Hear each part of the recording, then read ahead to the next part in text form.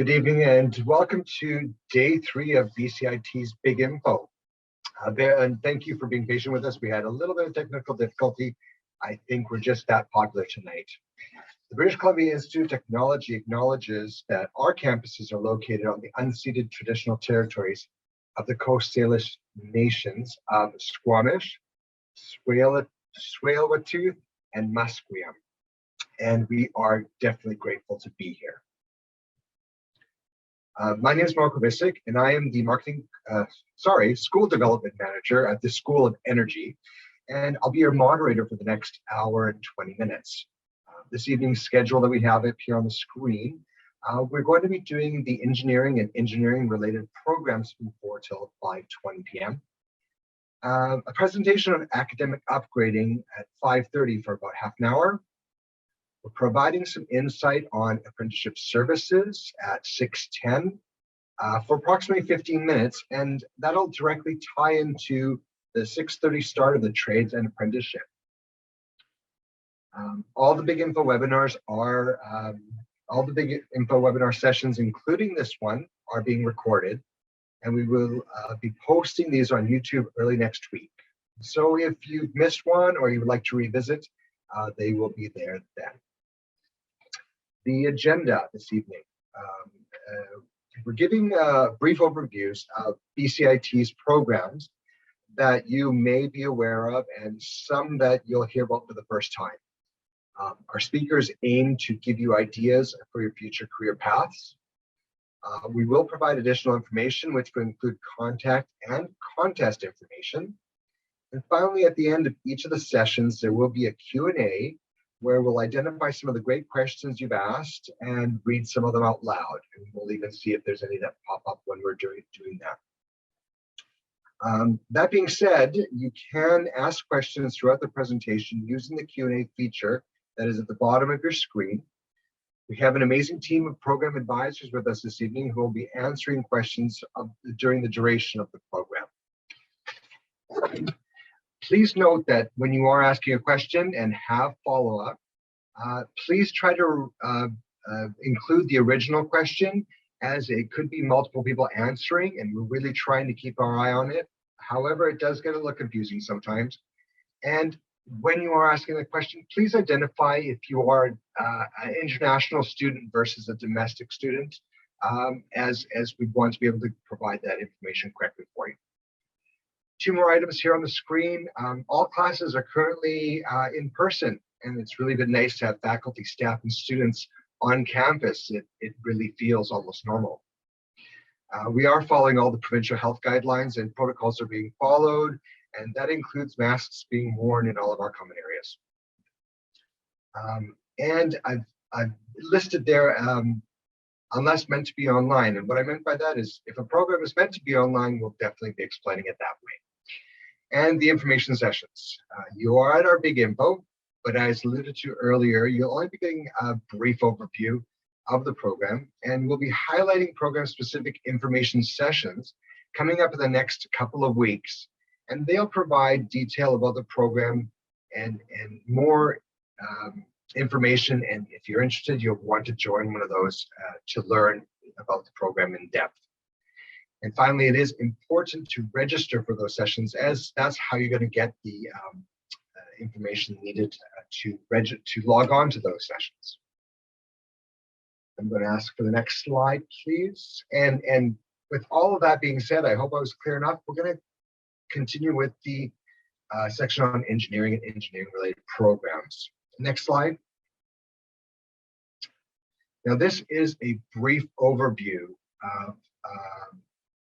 of the sector, and I'm just slowly sort of reading my notes about this as I'm giving it a chance to read through that slide.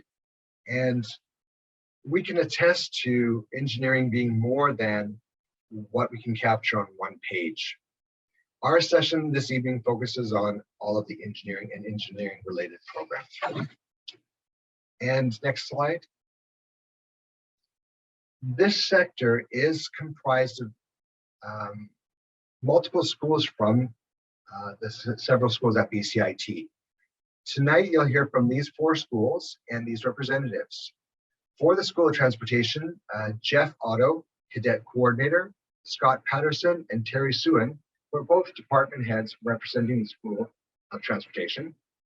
We've got Marita Luke, Business Development Manager, and Shauna Wilberry, who is a faculty member at the School of Construction and the Environment. And finally, you'll be hearing a lot from me this evening. Marco Visick, again, School Development Manager, and I'll be representing the School of Energy, and I will also represent on behalf of the School of Health Sciences for one program. Let's go to the next slide. I'd like to pass this off now to Jeff Otto and introduce the School of Transportation. Go ahead, Jeff. Thank you very much, Marco. Good afternoon, everybody. My name is Jeff Otto, as Marco said, from the BCIT Marine Campus located in North Vancouver. We run training basically for those who are aspiring to become mariners or operators of ships, commercial vessels of any size, anywhere in the world. And tonight I specifically would like to talk about the marine engineering program that provides the expertise and guidance in making sure that a ship's propulsion system and auxiliary systems are up and running so that vessels can carry out their duties. Many of our cadets that are in the program is 3 years in length, serve aboard vessels all over the world, whether it be on cruise ships, oil tankers, BC ferries, local sea-span vessels on the Great Lakes, or ships going to the Arctic, all over the world, quite honestly, are required to get sea time in those types of vessels in order to progress so that at completion of the program, they can obtain their 4th class motor ticket. So what a marine engineer does, again, as I mentioned earlier, operates the extremely large ship's engines in some cases. And here you can see one of the very large ship's engines that we do have at one of our campuses. You can see the size of the engine there. And of course, the auxiliary systems and equipment that go along with ensuring that propulsion plant operates. Then, of course, it's all about electrical generation as well, too. The engineers would be responsible for taking care of all the electrical generation aboard a ship. They would also stand watch and respond to any emergencies that come up while the ship is in operation. And one of the really interesting things, my last bullet point here is about troubleshooting as part of a team in the engineering room, is that's what I really see a lot of our students and graduates find extremely exciting about the occupation, is that you are troubleshooting significant and complex systems aboard ships as part of a team. And I think that's what really appeals to a lot of people that get into the path of marine engineering, because you are focusing on subject areas like heavy duty mechanics, thermodynamics, electrotechnology. You get involved with welding, machining, HVAC. So the wider spectrum of things that you do see on an engineering front. And also, I think the other thing that students in the program really appreciate and also like about the occupation is the thrill of working on ships all over the world as well, too. So that not working the banker's hours and being in an office, stuck in an office working on carpet. These individuals go off to ships all over the world. So next slide, please.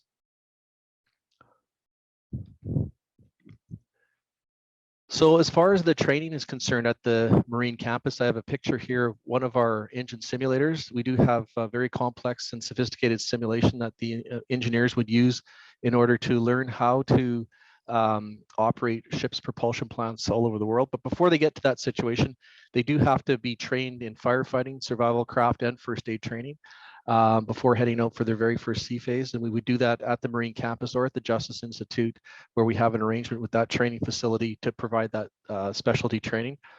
As I mentioned, the simulators we have, simulators really come a little bit more farther downstream because people have to know those systems and become familiar with them before they operate them in a propulsion plant system and scenarios that result in the operation of shipboard equipment from an engineering control room perspective. So the simulators are identical to what one would find aboard a ship, and the instructors will put people through their paces to ensure that they know how to operate and troubleshoot different systems on the ship to make sure that the propulsion plant and auxiliary systems continue to operate seamlessly.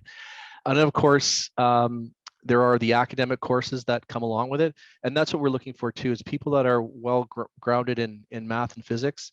I would say that if a person had math at the grade 12 level or grade 11 level, and even physics at the grade 11 level, that would be an awesome background for someone going down the path of engineering. So there are some of the academic courses that will present a little bit more of an academic challenge in the program as well too. So there is that wide variety of very academic courses and also hands-on courses, like I said, machining, welding, that kind of stuff. Next slide, please. So in a nutshell, the environment that the ship's engineer finds himself working in is on vessels like the one pictured here. In addition to that, like I said, we see people working locally with BC Ferries and Seaspan. On the Great Lakes, we sent students just recently to Europe on vessels with McKeel Marine. This summer, we had a large number of students working in the Arctic as well too with Transport de Gagné. So quite a lot of unique environments and learning and situations that a person can find themselves into. And also the opportunity to progress to become chief engineers and superintendents of these shipping companies, and working on other specialty projects like shipbuilding with Seaspan Marine here in North Vancouver as well. So a lot of opportunity waits for those who are interested, and a very unique opportunity for those who have that, again, inquisitive mind into things engineering, and those who wish to solve problems as a collective part of a team aboard a ship. So if you are interested, please do apply. Look forward to seeing your application. Thank you very much, Marco. Appreciate it.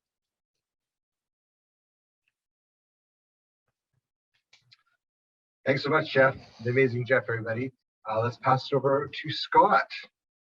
Hello, everybody. My name is Scott Patterson, and I'm a department head out at ATC. So ATC is for the airplane people, and maybe you've seen our campus out on the way to the airport for that big jet. You see the big 37 and that big glass kind of building with a big hangar out there. That's us. So we cover all aspects of aircraft maintenance, from fixing the airplanes to fixing the radars, the communication systems, landing gear, hydraulic systems, anything to do with an airplane. We also have a GT program that focuses just on gas turbines. Now, the gas turbines may or may not be on an airplane, more so in a hydraulic or in an overhaul facility, or you can go work for the oil and gas industry. We kind of cover it all. So our program to become an AME, which is an aircraft maintenance engineer, takes 4 years. And we cover the first 18 months of that 4 years.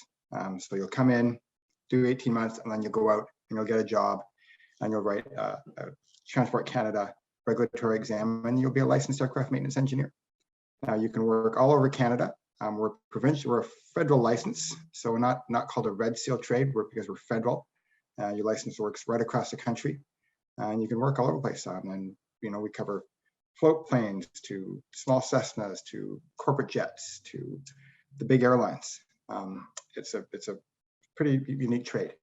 Next slide, please. Okay, so here's the aircraft gas turbine technician. It's 36 weeks full time. So you come in, those classes are small, generally around 14 people. You start in September and you end in May. Now, if you come and take this program, you'll end up working in an overhaul facility. Here or across the country, there's quite a few of them. Or you can end up working on everybody's got gas turbines, whether it's piping oil or piping water or pumping whatever. There's a lot of gas turbines all over the place. So these are the people that repair and overhaul specifically gas turbine engines, right? Okay, next slide. Okay, and aircraft maintenance engineer category M. The M stands for maintenance, and these people will do all of the mechanical systems on the airplane. So we'll fix the landing gear or the engines or the hydraulic systems. An airplane's got all the things you could possibly imagine. It's kind of like everything there is electrical, hydraulic, pneumatic, water systems, lavatories, washrooms, all of that stuff is all on an airplane. So the M guys, they're the ones that fix all that stuff. Again, it takes 48 months to get, and you get 18 months experience for coming to school. Next slide, please.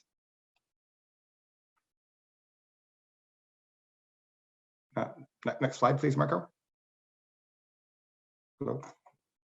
It's coming. It's just a little bit of a lag. That's okay, no worries.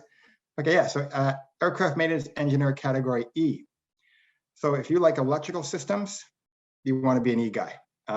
they take care of all the radio navigation equipment, the radars, all the electrical systems, anything a little more electrical based. That's what they do.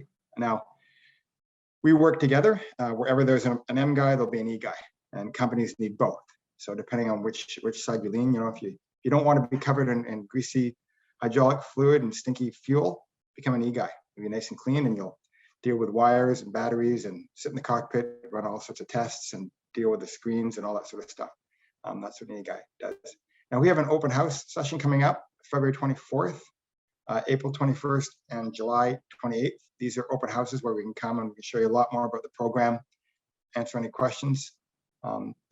If you're interested, please come to the open house. Mark, on next slide again, please. Okay. Oh, this is technology. This is not. Thank you, Scott. We're going to pass it over to Terry now. I think we've got it all covered. Thank you. Okay, bye-bye.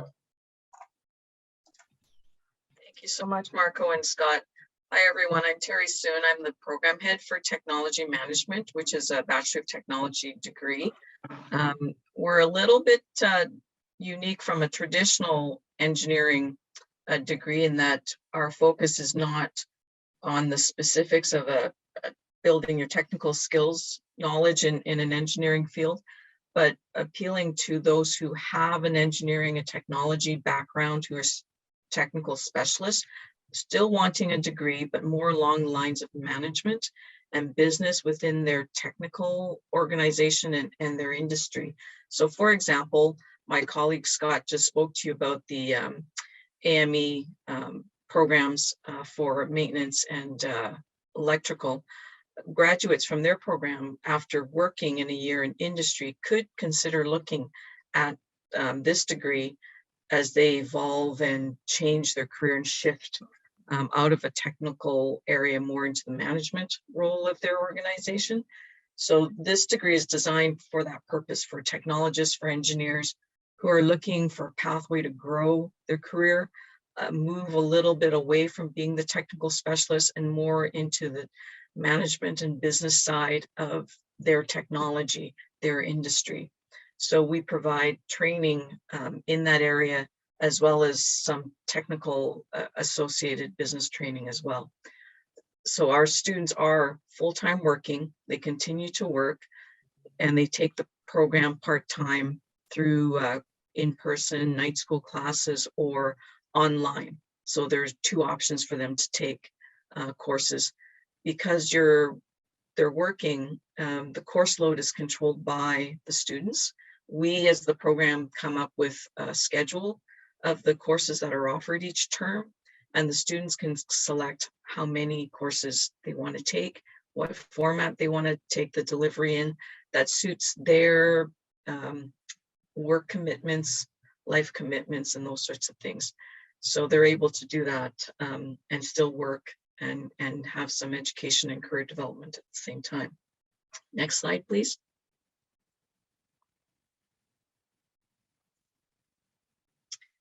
So we take, it's part-time studies, we take applications all year round, we assess all year round and accept students all throughout the year. We are looking at two ways of accepting students into the program. One route, which is academic. So we look for someone who has a diploma of technology similar to BCIT, equivalent to it in a technical field, plus 1 year technical work experience and an English requirement. If you don't have that, but have been working in a technical capacity for a number of years, there is alternate entry into the program, which is 5 years or more of a technical work experience plus the English. And we assess the ways of entry through our pre-assessment. And so before you apply, you start by contacting the program and you ask for a pre-assessment. And then we determine how best for you to come into the program if this program is the one that best suits your career aspirations and your professional development. There's information on the program on the website, and you see it here on the slide. There's a 7-year window for all degree programs here at BCIT to complete. On average, students in this program take about 4 years. And we tend to have individuals in this program from all different sectors, technical sectors of engineering, of technology, of computing, all sorts of different ones. So there's a wide variety, which makes it a very interesting program to be in, because you're learning from other people and seeing how technology and business applications are applied across the board in a very technical setting. So I believe that's it for me. And Mark, I'll hand it back to you. Thank you very much. Thanks so much, Terry. Thank you so much, Jeff and Scott. So appreciated. We always learn so much from you. Terry, I'm now looking at the BTech program myself. So thank you all. The next section that we're going to just speak on is School of Health Sciences, and I'll just briefly speak about that next slide, as we only have one program that falls into the School of Health Sciences, and that is our Biomedical Engineering Technology program. This is a 2-year diploma program, and it's one of a kind in BC. It's only one in Canada specifically targeted to both hospital and medical device industries. It really does apply science and engineer to healthcare and medical device industries, and it helps to develop new medical devices and products or maintain special medical equipment that is used to support patient care. It does have a 5-week practicum and field trips, which does give the hands-on learning in the work environment. Grads could work in research and development and product innovation, hospitals, laboratories, private clinics, medical equipment, field servicing, technology support and training, or even medical product sales and marketing. We've got a contact information there for Anthony Chan, who is the program head for the program, and he is more than willing to answer your questions if you have any. However, you'll be able to find out more information on March the 2nd, as they are hosting an information session at 4 p.m. And you'll be able to register for that under bcit.ca/info sessions. And you'll find it under the section category of health sciences or engineering.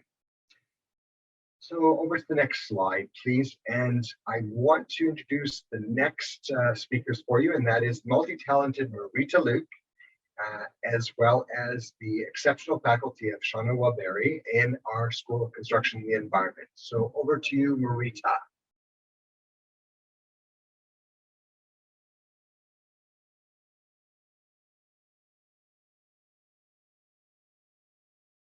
Marita, did we lose you? Sorry about that. Thank you, Marco. I like being called multi-talented. Yes, welcome to the School of Construction and the Environment, and I hope you enjoy our program highlights. In this school, engineering includes a wide range of engineering, design, and technology programs. And I see we begin in the next slide, which is our building science. Oh, yeah, right there. Do you have an undergrad in engineering, architecture, or natural sciences? And are you interested in sustainability and innovations in building technologies?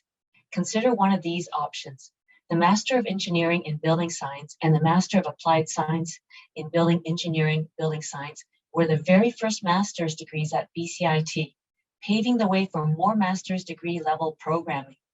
And these graduate programs in building science are the only one of their kinds in Western Canada. Thanks to the research of the BCIT Building Science Centre of Excellence and the support and funding from the province of BC and the construction industry, the grads are meeting industry demands. The program has a unique interdisciplinary approach that combines the theory and practical skills needed for you to deliver durable, healthy, comfortable, and energy efficient buildings. The energy modeling for building professionals is an online part-time 14 course. This course introduces the principles, procedures, and benefits of energy modeling to enable building professionals to usefully and efficiently incorporate energy modeling into the design process. Next slide. If you're interested in architecture, buildings, and design, check out one of our most popular, longest running programs, Architectural and Building Technology, or ABT, or ABET for short. It is a 2-year diploma that combines theory and knowledge with practical skills and technical training. Students learn from industry-based faculty and develop extensive practical skills for rewarding careers, and graduate with an industry-recognized credential in the design, development, construction, and building science sectors. In the second year of the program, in addition to the common academic core, students take an elective in one of these 3 areas: architectural, building science, economics, or construction operations. Our grads are job ready, highly sought after. Many employers are actively looking for ABT grads. At our annual ABT mixer, we usually have over 170 people attend. Next slide. Oh, sorry, actually, can we go back one more? I forgot to talk about another program, and it's a long name there. It's the Full-Time Architectural and Structural CAD and Graphics Technician Certificate Program. Oh my God, what a mouthful. But anyways, this is drafting for short, which is a very popular program. This technical program is completed in less than 10 months. The drafting program offers 2 areas of specialization, which is architectural or structural. And these programs offer training in a variety of applications: architecture, structural engineering, building construction, and industrial applications. The program integrates drafting and computer applications with design skills necessary for the production of complete sets of working drawings. And now we go next. Thanks, sorry guys. Now, if the ABT or ABET program excited you, but you can only go to school part-time, here are some options: the Architectural Building Technology Certificate, Building Design and Architectural CAD Associate Certificate, and Building Construction Technology Associate Certificate, and Construction Estimating Certificate. I think we're back one slide. These programs listed are designed for individuals who have limited experience in the construction industry, and for individuals who are employed in the industry who require specific upgrading knowledge and skills. Programs consist of mandatory core courses with elective courses that accommodate the part-time learners' goals and lead to the award of an associate certificate and the certificate. Now, mentioned here at the bottom is the new residential builder license. The province of BC, through the Licensing and Consumer Services, or LCS for short, it was formerly known as the Homeowner Protection Office, is now requiring that individuals and general contractors for residential construction meet the requirements of an enhanced licensing system. This is to safeguard the home buyers by requiring existing builders and new licensees to meet higher standards that are required in the BC residential sector. BCIT has been designated as one of the education providers. Next slide. And if you are interested in a diverse, rewarding, challenging profession, consider civil engineering. Civil engineering is one of the oldest programs since 1964 at BCIT. In September 2007, the Civil and Structural program became the 4-year Civil Engineering Bachelor of Engineering program. A few years later, the program was nationally accredited by the Canadian Engineering Accreditation Board, a milestone as the first accreditation of a non-university civil engineering program in Canada. Civil engineers and technologists team together to plan, design, construct, and maintain road and rail transportation systems, port and airport facilities, bridges, tunnels, dams, buildings of all types, water, gas, and oil pipelines, energy generating facilities, water, air, and waste treatment plants. It goes on. The construction industry loves our civil engineering students as they have the hands-on training and hard work ethic to make a project a success. I know Marco will talk more about this. On March 2nd, there's an Engineering Plus panel info session, and we will be featuring a few of the programs, and we'll be featuring civil engineering there as well. So hope to see you there on March 2nd. And also to learn more about civil engineering, that'll be on March 9th.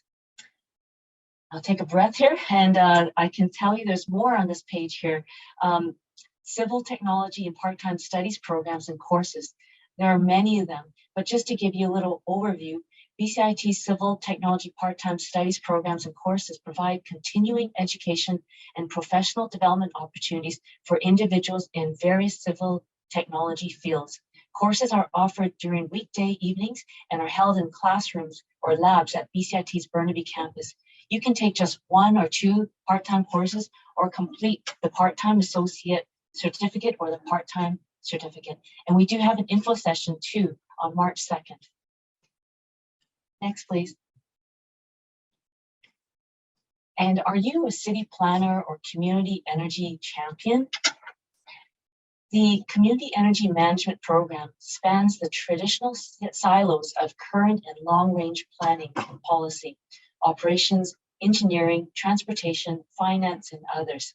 The interdisciplinary sequence of 6 online courses provides a unique opportunity to refresh disciplines that you are already familiar with by viewing them through an energy lens while introducing new tools and concepts. And yes, there's an info session on March 9th, and the first course starts on March 2nd. Thank you. Next slide. So BCIT is one of the first and now one of the few educational institutions in Canada offering a bachelor's degree in construction management. And construction management was one of the first Bachelor of Technologies at BCIT. It's a degree completion program. It provides years 3 and 4 of a 4-year bachelor's degree. Applicants must have the equivalent of a 2-year post-secondary training prior to admission, or trade certification with some bridging courses. You will learn techniques to help you to manage people, equipment, and money, schedule, plan, and lead projects and teams, understand and apply relevant legislation, make decisions, and more. The Canadian Institute of Quantity Surveyors, or CIQS, has accredited this program as meeting the educational requirements for a professional quantity surveyor for grads from the BCIT ABET program, as well as this one. These individuals must also graduate from the construction management program. And you can learn more about the construction management session on March 7th. Also, construction drawings, construction estimated, construction operations, and construction supervision are all more examples of popular programs that help serve the need of the construction industry. Next, please. The part-time or full-time environmental engineering program is also one of the first bachelor's degrees at BCIT. As a full-time program, the 2-year program is similar to years 3 and 4 of a degree. The part-time option is great for people working full-time to take. This program gives additional skills and knowledge that engineering and science grads require to successfully work on environmental assignments such as sustainability management, air quality, climate change, environmental impact assessment, life cycle assessment, contaminated sites, water treatment facilities, contaminant hydrogeology, integrated solid waste management, resource management, and green energy technology projects. The final capstone project provides the opportunity for the student to demonstrate and acquire the depth and breadth of knowledge and skills learned during the program. Many participants pursue this degree for the credential. Others are seeking professional development to complement their existing professional and university credentials. And it has an info session on March 10th if you want to learn more. Next, please. We recently developed a new associate certificate in the fundamentals of water and wastewater operations. The reason we did this is we did it because of the huge demand for the need for environmental operators. This initiative was made possible through a partnership between Metro Vancouver, EOCP, which is Environmental Operator Certificate Program, and BCIT, further supported by a sectory advisory group made up of Tawasin First Nation, City of Richmond, Township of Langley, and District of West Vancouver, and City of New Westminster, and City of Surrey. So this is a great program if you're looking for a job and a career. And the next slide. And GIS is everywhere. It is used in environmental management, land use planning, engineering, natural resource management, transportation, real estate, utilities, business and marketing, mineral exploration, health and social science. The list goes on. It's a kind of, GIS is a kind of computer information system that integrates spatial data with data to solve real world problems.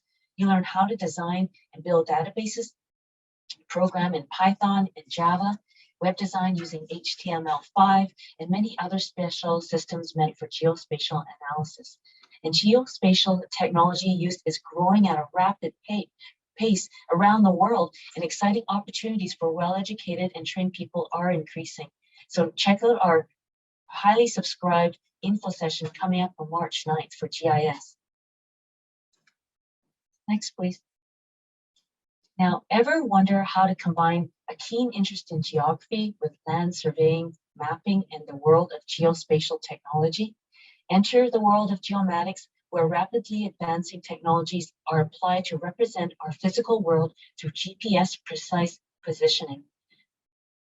And what happens is that BCIT's Engineering Technology program offers a 2-year diploma in geomatics, which will appeal to students looking to immediately pursue a career as a geomatics technologist. A further 2 years of study goes towards the Bachelor of Science degree in geomatics. Geomatics attracts students with an interest in mathematics, computers, and earth sciences.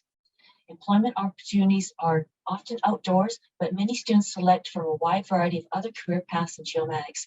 And you can join us on March 10th, where you can hear from Grant Celeste himself. He's the program head. Thank you. And interior design falls under our design under this engineering bucket. It's one of our busiest departments, hands down. You can see by their many offerings here, and there's more to list. Interior design is an exciting and rewarding career that draws upon creative, technical, and problem-solving expertise to improve the function and quality of interior spaces. The interior design department offers options which encompass both residential and commercial environments, tailored for students seeking a strong technical and academic foundation. The program helps you develop the skills required to be job ready, incorporating a broad interdisciplinary approach to real-world applications. BCIT offers a 4-year Council for Interior Design Accreditation, or CEDA, accredited Bachelor of Interior Design with both full-time and part-time study options here. For the first year of study is designed as a foundation year or certificate. Students who complete the second year of the program will obtain a diploma, and students will receive a Bachelor of Interior Design degree after completion of the 4-year program. Graduates are also eligible to write the NCIDQ exam upon completion, which is required with work experience, and it gives them a direct path to becoming a registered interior designer. Next, please. And here's another fairly new set of programs. The Associate Certificate in Industrial Wood Processing, or IWP, is designed to prepare program grads with the knowledge, critical thinking, and technical skills to advance to supervisory positions within their current organizations in the North American lumber sector. The program is a valuable component of an onboarding strategy for new employees without a background in industrial wood processing, as well as for an employee who has not received formal education in the field.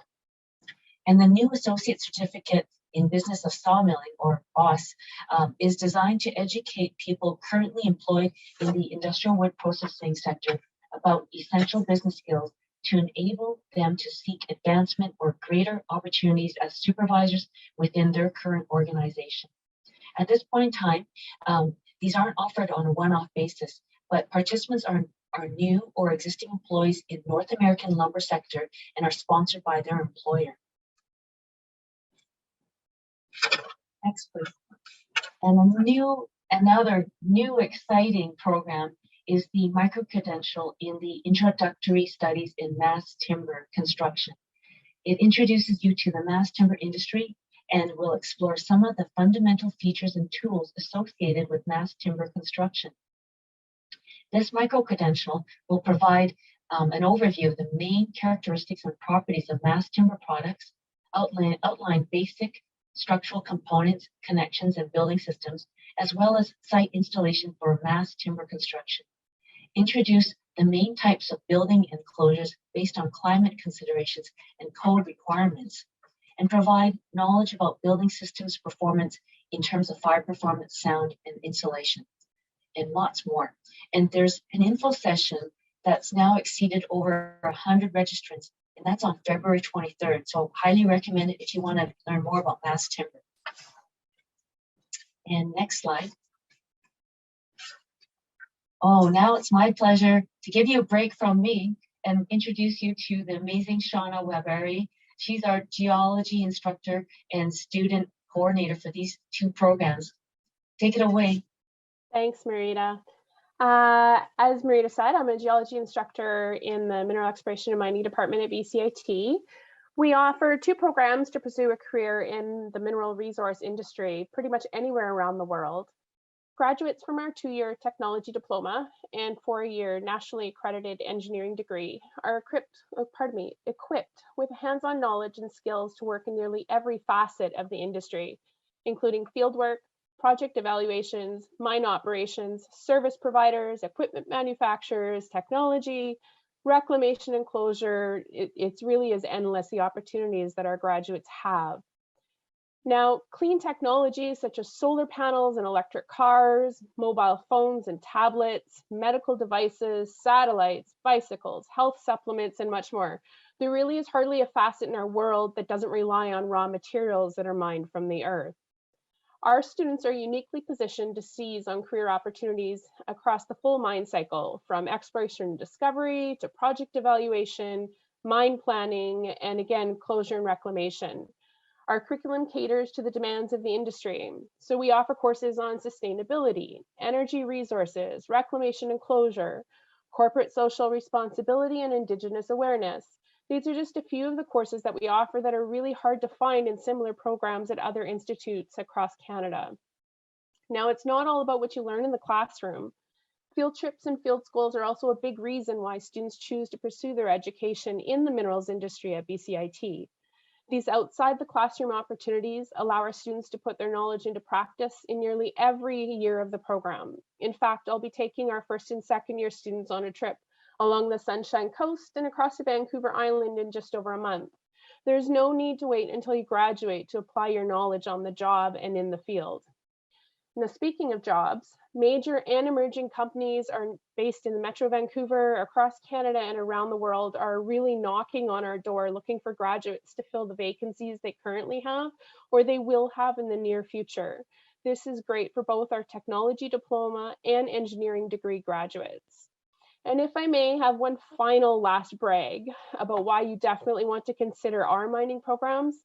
Since our students joined the annual Canadian Mining Games competition, which is an inter-university student organized competition held every year, 3 years ago when they joined, every year our students have placed in the top 3 in no fewer than 6 of the 15 events held each year, and we've walked home with several first place finishes. Their performance attests to the relevancy and currency of the curriculum, the faculty industry experience that we impart upon our students, and most importantly, the hard work, applied knowledge, and job-ready aptitude that the students gain during their time at BCIT. Now, if I haven't convinced you enough that this is the path that you want to choose, why don't you join us for our next info session on March 8th at 5 p.m. You'll learn more about the opportunities, have an opportunity for more questions and answers, and you can find out more about our program at that info session or on our website at bcit.ca/mining.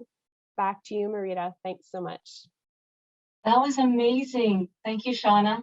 I want to go on the field trip and I want to hear more about your program, so I might join you too on your info session.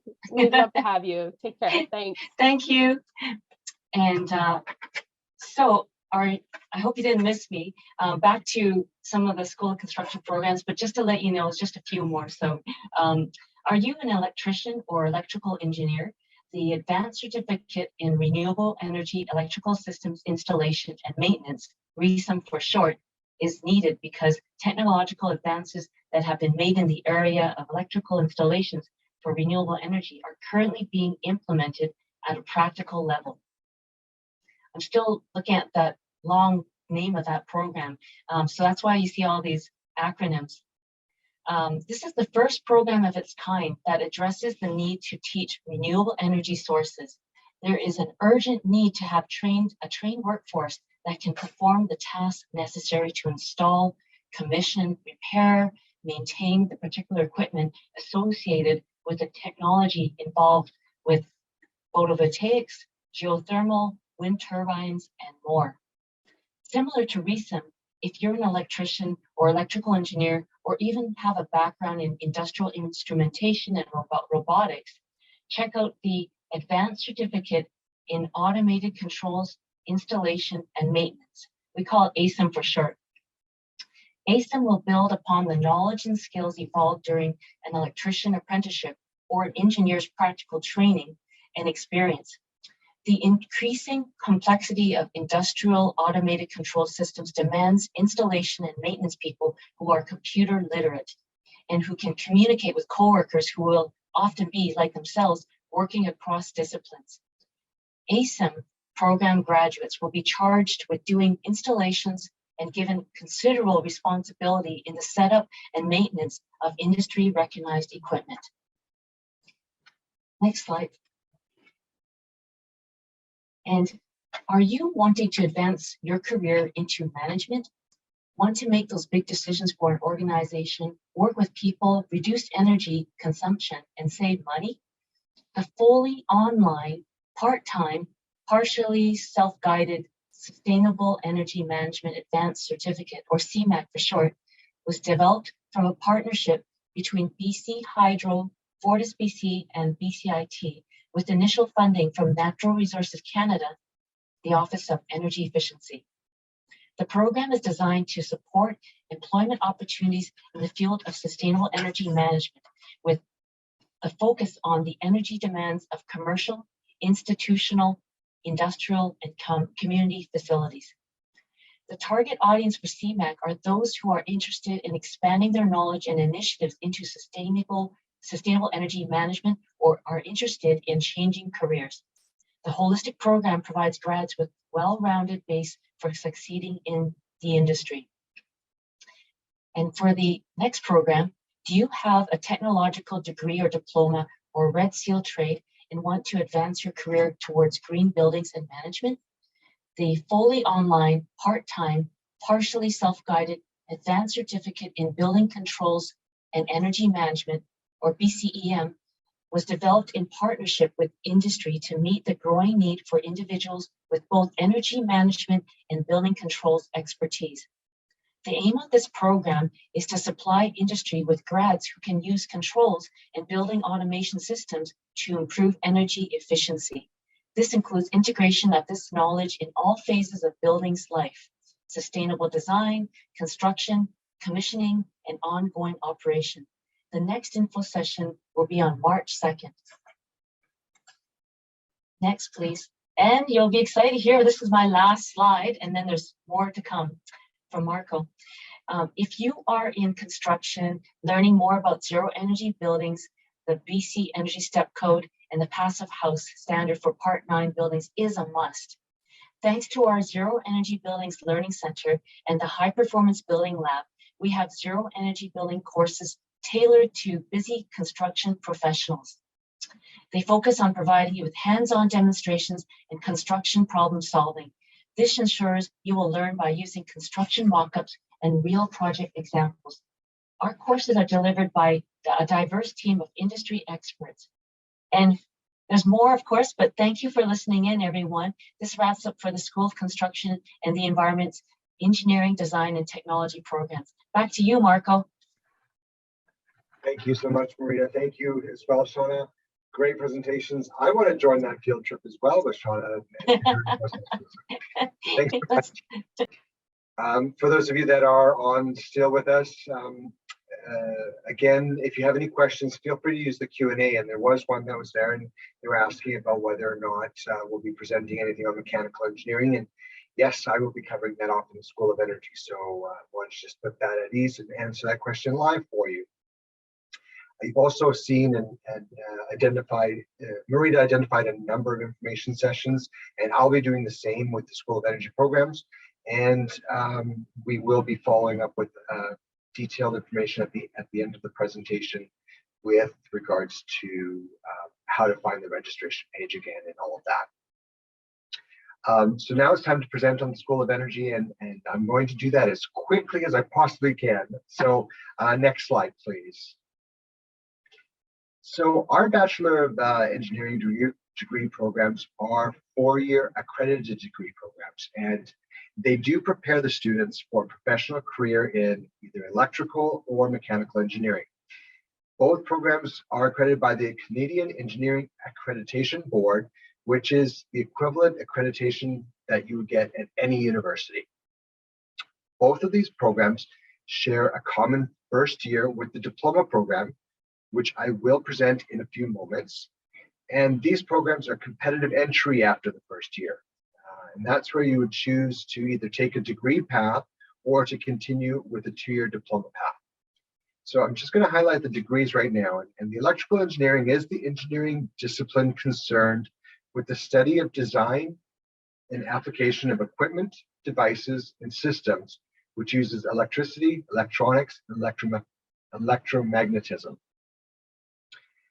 Electrical engineering is now divided into a wide range of fields, which includes computer engineering, system engineering, power engineering, telecommunications, radio frequency engineering, signal processing, instrumentation, and electronics.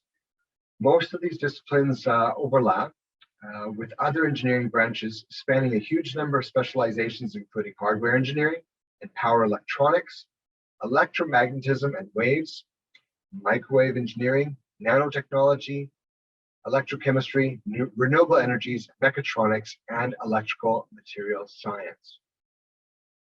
Mechanical engineering is the engineering that is a branch that combines the engineering physics and the mathematics principles with the material science to design, analyze, manufacture, and maintain mechanical systems. So this field requires an understanding of core areas which include mechanics, dynamics, thermodynamics, material science, structural analysis, and electricity.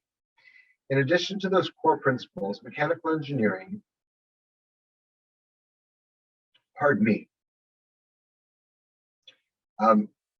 uses tools such as computer-aided design, computer-aided manufacturing, and product lifecycle management to design and analyze manufacturing plants, industrial equipment, and machinery, heating and cooling systems, transport systems, aircraft, watercraft, robotics, medical devices, and others.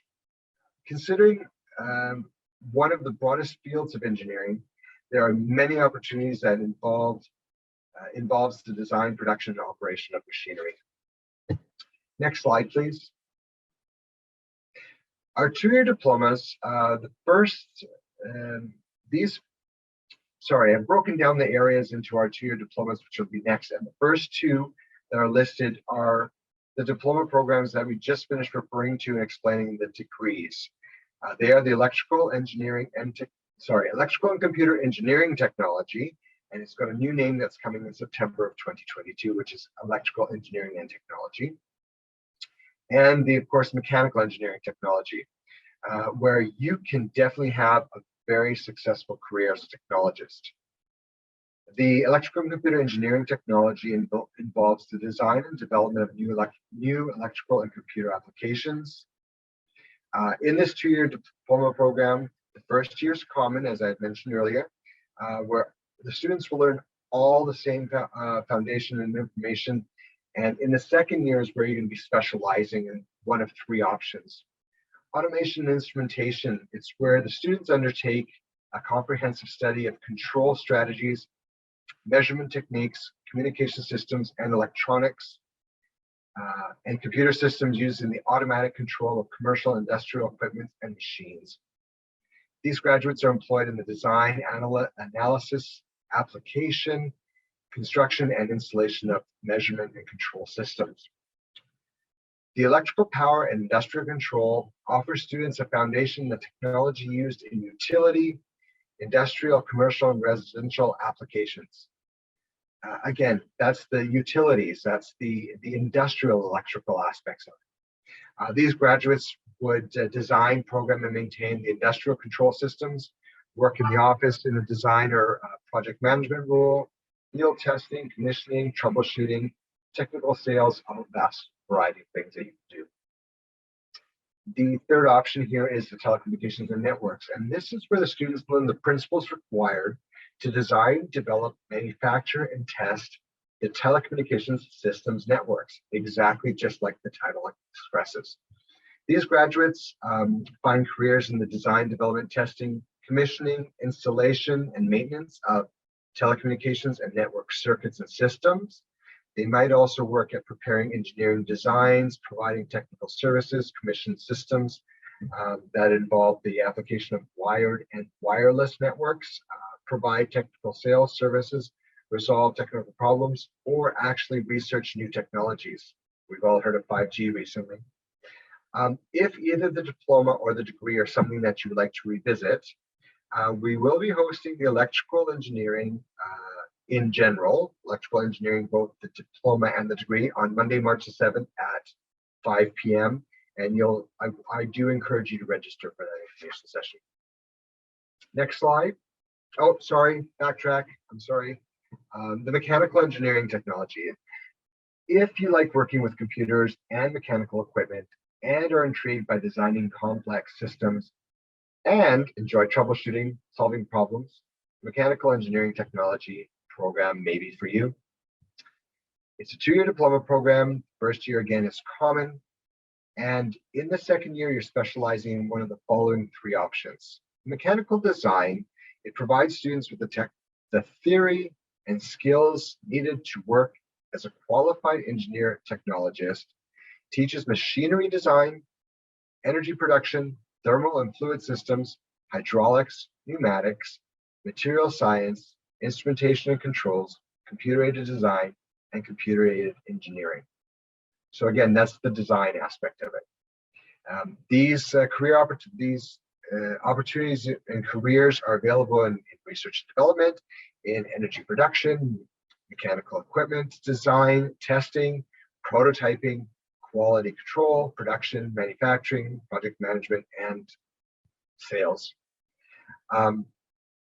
The second option is mechanical manufacturing, and this is where you get a solid understanding of the principles of mechanical engineering and develop problem-solving skills and receive the training in engineering design, computer applications, computer design, manufacturing processes, communications, material science, and applied mathematics.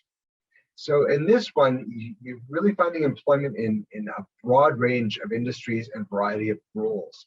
It's really allowing you to apply the design, the application engineering, the manufacturing aspect of things, plant engineering, construction, inspections, and of course, sales. And finally, the mechanical systems option concentrates on providing comprehensive engineering skills that can be applied in energy conversion, not conversation, conversion, heating, ventilation, and air conditioning that would be in building environments, and also managing those building environmental controls and energy management. And of course, there's plumbing and fire protection systems, which are also needing that those systems understood. The grads really are prepared for jobs of the future in designing and installing environmental systems in residential, commercial, and industrial buildings, and working in the rapidly evolving green economy. We all need somewhere for the water to go. If you are interested in the mechanical engineering, we are hosting an information session, and this is also on March the 7th. So if you noticed, we're having the electrical engineering at 5 o'clock. We'll be doing the mechanical engineering at 6 o'clock on the same evening, as I do find that you're interested generally in both programs and would want to get a little bit more detail on each. And I'm going to keep you for a couple of hours to do that night. So please do register for those sessions. Let's move on to the next slide. I'm going to continue with the 2-year diploma programs. And again, I'm going to try to get through them as quick as I can, but there's so much information that we want to share, and I want to make sure that you get some information to entice you a little more. The Chemical Environmental Technology program is where the students learn the latest chemical analysis techniques, along with the environmental science and the process engineering, and of course, the materials technology with environmental protection in mind. It's really a program that's directed for people who like science, they care about progress with sustainability, and enjoy investigating problems, and can make a positive difference. Chemical environmental technology is a big part of everyday life and in most industrial processes. It really does combine the science theory and the hands-on practice of it. We do also, I did want to make a note here that the graduates who want to continue into a degree, they could bridge into the BCIT BTech program, which Terry had introduced us to earlier in the session, or we also do have a transfer to universities for a science or engineering degree. The 2-year program here has 2 second-year options. The first one is analytical science, where this would be of interest to the students who enjoy an increased emphasis on instrumental laboratory analysis, organic chemistry, and environmental regulations and science portion of it. In the process engineering, you're looking at an interest in chemical and biochemical processes, and a more in-depth introduction to engineering principles and design software. Great careers. I've got people asking for these graduates all the time. The job outlook is amazing, and we are hosting an information session on March the 3rd at 5:30. We'll be following up with that registration page a little bit later. The Industrial Network Cybersecurity is one of the newest programs at BCIT, and it's developed with the demand specialized graduate in mind. We're currently in our 3rd intake, and we had our first graduating class last June, which was amazing. Companies on an industrial level, where you have manufacturing or large industrial plants, the operations that they have, the technology they use, has embedded hardware and operating systems and Ethernet-based networking interfaces, like a link to the internet, that makes them susceptible to the same types of electronic attacks that we could have on our home computers. This program takes the student on a comprehensive study of those industrial measures and control technologies. It introduces them to the computer information technologies being used in these plants, and it does the networking, the industrial networking aspect, and then of course the industrial networking cybersecurity for it. These graduates are multifaceted, and they understand all aspects of what systems are being used and how to defend those systems from electronic attacks. It's an environment where you're working in designing, analyzing, or configuring. You're providing those technical services. You're involving the applications of those industrial networks and really working them together. Amazing program, again, with that specialized graduate in mind. We are having an in-depth information session on Tuesday, March the 8th. The Mechatronics and Robotics program. It is an exciting interdisciplinary field. This program teaches our students to integrate the technologies that are involved from mechanical engineering, from electrical engineering, as well as software engineering. And that is to design, modify, and maintain complex systems such as computer integrated manufacturing equipment, robots, and embedded systems. The integration of these fields makes it possible to design intelligent, reliable, versatile electromechanical systems, such as the industrial robots, but also medical devices, aircraft simulators, automated assembly lines, building control systems, autonomous vehicles, and innovative mechatronic products. These graduates find themselves employed in a variety of roles.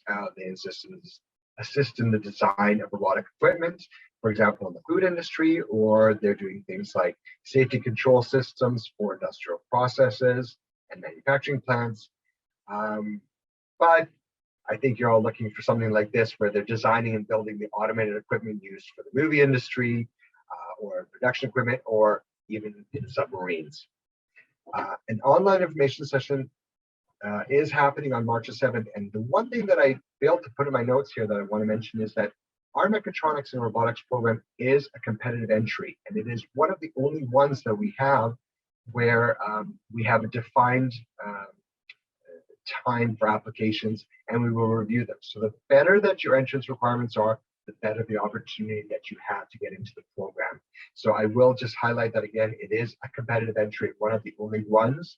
Most of the other programs are first qualified, first in program, but this one is specifically competitive, and you will be assessed. To find out more detailed information, it is on March the 7th that we're having an information session, and it's going to be at 7 o'clock. So again, if you want to do electrical, it's at 5. If you want to do mechanical, it's at 6. And then we're going to carry on with mechatronics at 7 that evening. Next slide, please. So our power engineering area is really one of the most popular areas that we have in the trades engineering aspects of it. And power engineers, they are the operators, maintainers, and they are the managers of industrial plants. And they use equipment such as boilers and refrigeration units. In every Canadian province and territory, only certified power engineers are permitted to operate such equipment as the boilers and the refrigeration units. And the building and setup where we have this training is truly impressive and true to real world.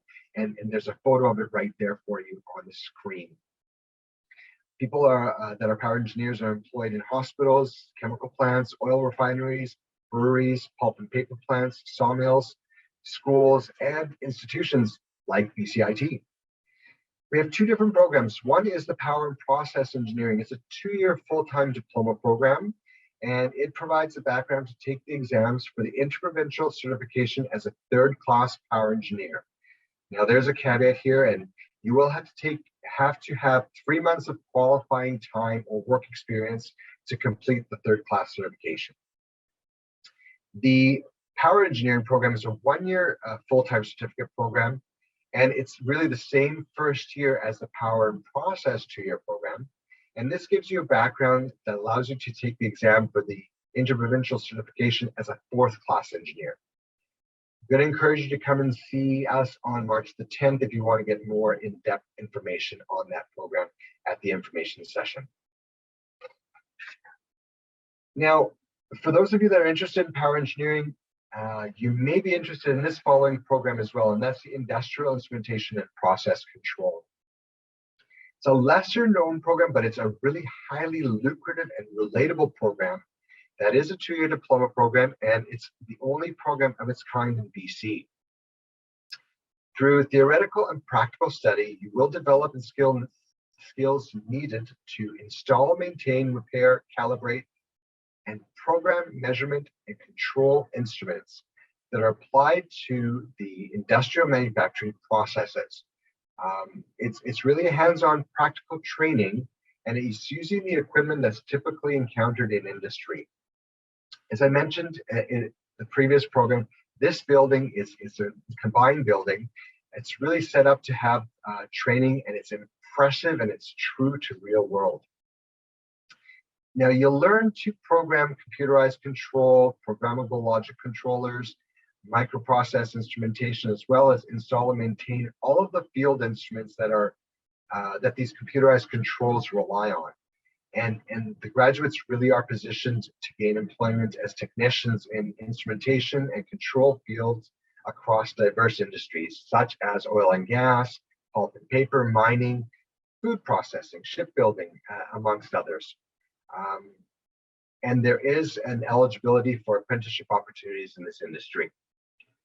Again, we're having an information session on March the 10th, and I am doing them back to back. So power engineering will be at 5 o'clock, and we'll be having the industrial instrumentation at 6 o'clock. I encourage you, if you are interested in hearing about both, register for both, because we're going to get you to jump from one to the other. Next slide, please. So one of the programs that and I'm going to be biased here and tell you that it's probably one of my most favorite programs, and that is the technology teacher education.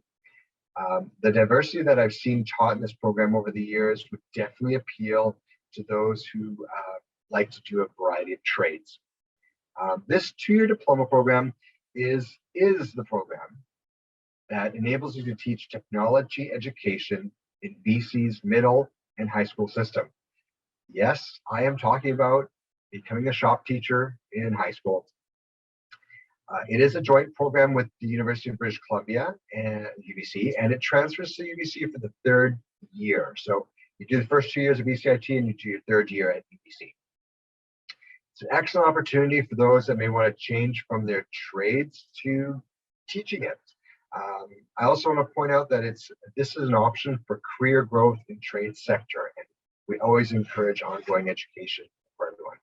We're hosting an information session on March the 9th, February the 28th, reading about the next one, and that'll be at 6 o'clock.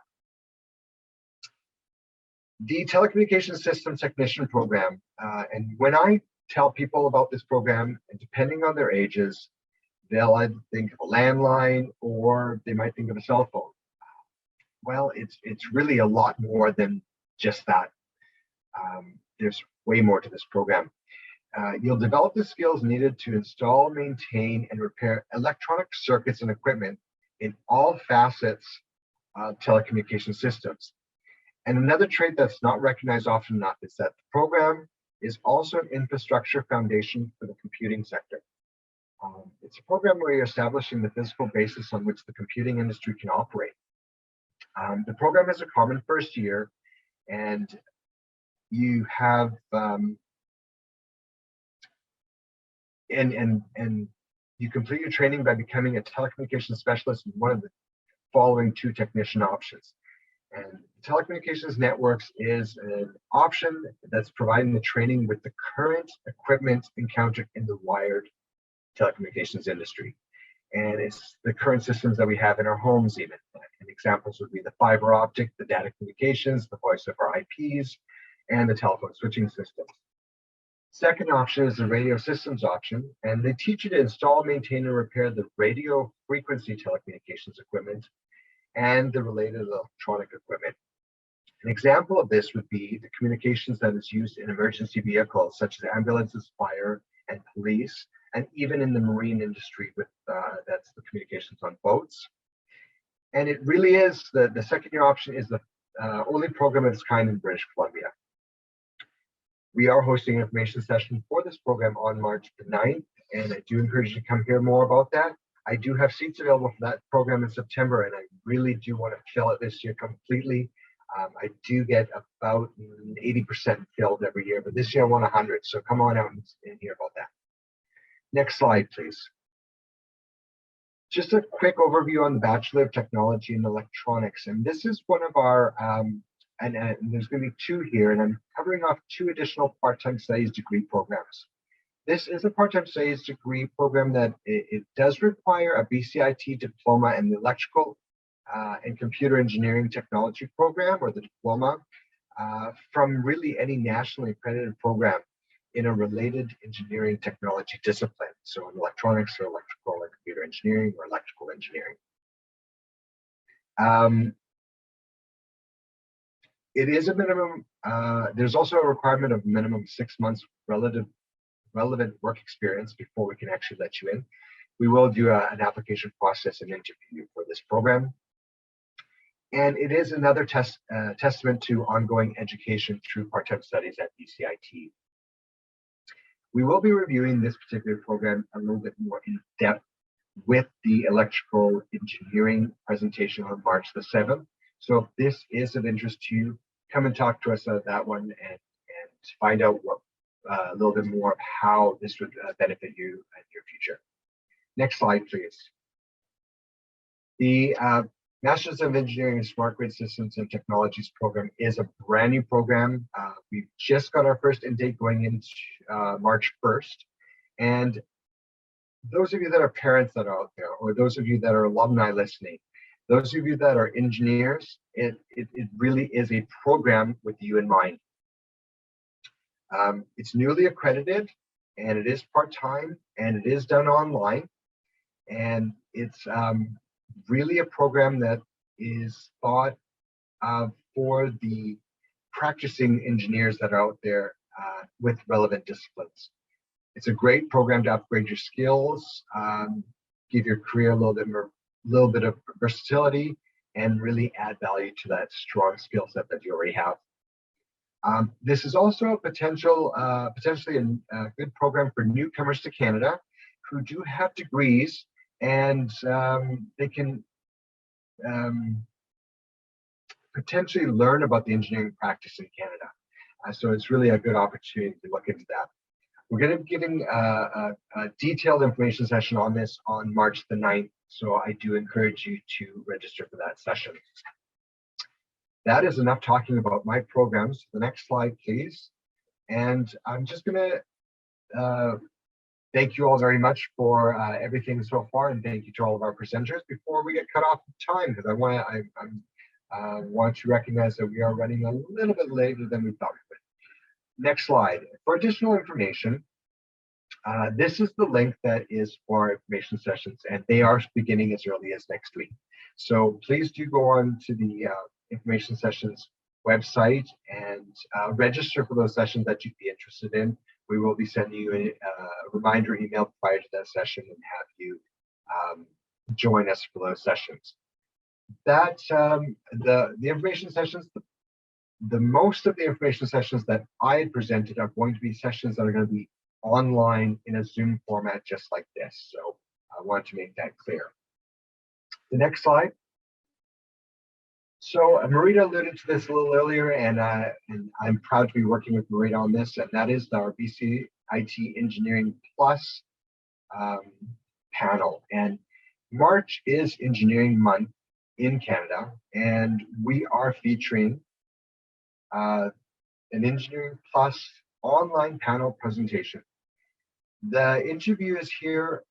It's going to be with our alumni and our students, and we have a focus of women in engineering and the perspective that they're going to provide as women in their fields. That being said, we are welcoming all to understand what made them choose their respective fields, what they enjoy most about their fields. And we've got three wonderful people in the picture here representing the electrical program, the civil engineering program, and the marine engineering program. I want to just identify those for you. Again, that's the electrical, civil, and marine. Those are our grads and alumni. But it does give you an opportunity to hear about those perspectives as to why they chose to go into them and what they enjoy about it. I put down on here bcit.ca information sessions, and look for under the engineering section for the BCIT Engineering Plus, an online panel event. And then I was reminded that we do have a vanity URL, and that's bcit.ca/engineeringinfo. So if you go to that, you'll be able to find that. Next slide, please. Just wrapping up before you go into Q&A, we do have the Big Info contest. So you have registered for this Big Info. You're here. You will be getting a survey sent to you out on Friday. If you fill out the survey and send that back to us, you are that will enter you in potentially winning one of the three $1,000 tuition prizes that we have available. And next, final slide, I think. Yes, it's the Connect with Us. Finally, it's we've provided you with all this information, telling you to look here, look there. I'm telling you, reminding you, look at this information. Here's one short, quick, easy web address for you to remember. That's bcit.ca/experience. This will connect you to all these areas and include even areas like program advising and everything that you want to know about BCIT. We're going to take it over to the next slide and go to the Q&A, and we'll see if there's any slides. We've got it. Are we out of time, anybody? Are we okay to go for another couple of minutes if there's any questions? And does any of our my counterparts here have any questions that they want to identify at all.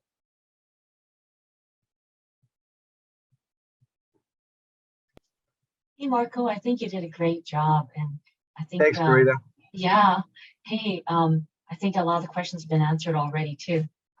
Right, absolutely. We do have one that popped up here. And did we do the nursing course yet? Nursing was featured last evening. However, we are recording all of these sessions, so you will be able to find out a little bit more information and watch that. As of next week, we'll have that up on our YouTube page, and we'll be posting those recorded sessions, so you'll be able to see that. And I would encourage you to look at the information sessions that are happening under bcit.ca/info sessions to see if there is any sessions coming up for them. I've got a question here that says, I've taken some, went away, but I took some mechanical engineering part-time studies classes, and I want to do the full-time. Would I have to redo those classes? And I would say we will be looking at those for you and assessing it, and they could potentially be credited for you so that you have a lighter workload, absolutely. This question here about mechatronics to robotics being a competitive entry. And how are the students for the program selected? You're a domestic student. Thank you for that. So the entrance requirements for the program are listed on the webpage, and what we are doing is we are looking at the people that have the highest marks in those entrance requirements initially. So that is really as easy as it is. The English, the math, the physics, and I do have it right here. The entrance requirements include math 12, English 12, and physics 11, with the requirement in chemistry 11. So I would recommend having the best possible marks when you are applying for that program. Thank you, Nicholas, for suggesting that the presentation on engineering was great. And I do want to thank our program advisors who have been so diligently and quickly answering these questions that you've been asking and doing a fantastic job for us for the duration of these 3 days. And I want to thank all of my fellow presenters that were here this evening with me and allowing me to moderate such a fantastic group of people. I couldn't have done it without you guys. I think what we'll do is we've got 5 minutes to go before our next session, which is the academic upgrading, which is at 5:30, and we're going to end the session now. Please continue to ask your questions. We'll still stay on that, but I encourage you to stay on for academic upgrading at 5:30. Thank you for joining us for the engineering session. All right. Good evening, everyone. Welcome to the academic upgrading part on the last day of Big Info. I'm not seeing any colleagues at the moment. Leon, could you give me a thumbs up, maybe, if my audio is working correctly? We can hear you, Yuri. Yeah, perfect. All right. Let's get this going. You are in the right spot, guys. If you're, in case you're interested in doing a program at BCIT, but you're not meeting the prerequisites yet. Luckily, we can offer plenty of options to help you out with that. My name is Yuri van Vliet, and I'm the communications coordinator for the School of Computing and Academic Studies. And I am accompanied by 8 great colleagues who can tell you all about the different upgrading areas. Before I hand it over to the first presenter, I should mention that this meeting is recorded, and the video will be posted next week on YouTube. Regarding your questions, you can ask these in the Q&A section, which you find at the bottom of your screen, regardless whether you're using a desktop computer or a mobile device. And all the questions will be answered by the presenter at the end of their presentation. One thing to keep in mind, though, is to please be specific. We're covering several areas, so don't ask about the deadline, but please refer to which area you're asking about, followed by the question. And speaking of areas, we will start tonight with the Professional English Language Development Program, aka PELT, and we will end with trades. The whole presentation tonight is not more than around 20 minutes, so do stay around in case you're gonna miss it. And with that being said, we'll be going to PELT, and if Linda Megan is around, I would say take it away. And I'm not seeing Linda at the moment. So what we are gonna do, maybe we I can think improvise here a Linda little. might have used the public Zoom link and not the panelist link, because I don't Yeah, see so- her on the chat list. So let's improvise a bit. Maybe we can go to the next speaker, which would be, let's see, from the top of my head, there would be Winona. Is Winona around? I am here. Perfect. Can you hear so, me? Yeah, let's mix it up a bit. You can kick the session off. In the meantime, maybe Leon can reach out to Linda, see if she's around. Thank you so much, Okay. guys. Okay, hi everyone. My name is Winona and I'm the part-time studies coordinator for mathematics and deal with any of the upgrading issues you might have in math. So if you're applying to a program at BCIT and you need to have a math grade, and the math grade, either you're missing the math grade or it's too old or the grade isn't high enough and you are confident that you know the math material, we have a couple of tests that you can write to prove your proficiency. So if you're needing Math 11 for the program, we have Math 0110. And if you need Math 12, Math 0120. These tests are run once a month at the Burnaby campus.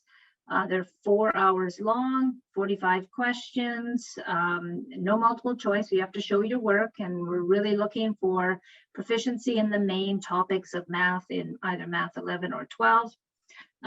It's a closed book exam, so no formula sheets. You're allowed a calculator and writing utensils. So we do run that once a month. The cost currently, I think, is around $135. Most programs allow you to write it up to 3 times to show your proficiency. In certain programs like computing, you need a pretty high mark on these competency tests. So we do recommend that you don't try to write them if you haven't taken Math 11 or 12. It's not something you can just study for and do well in if you've not taken these math courses before.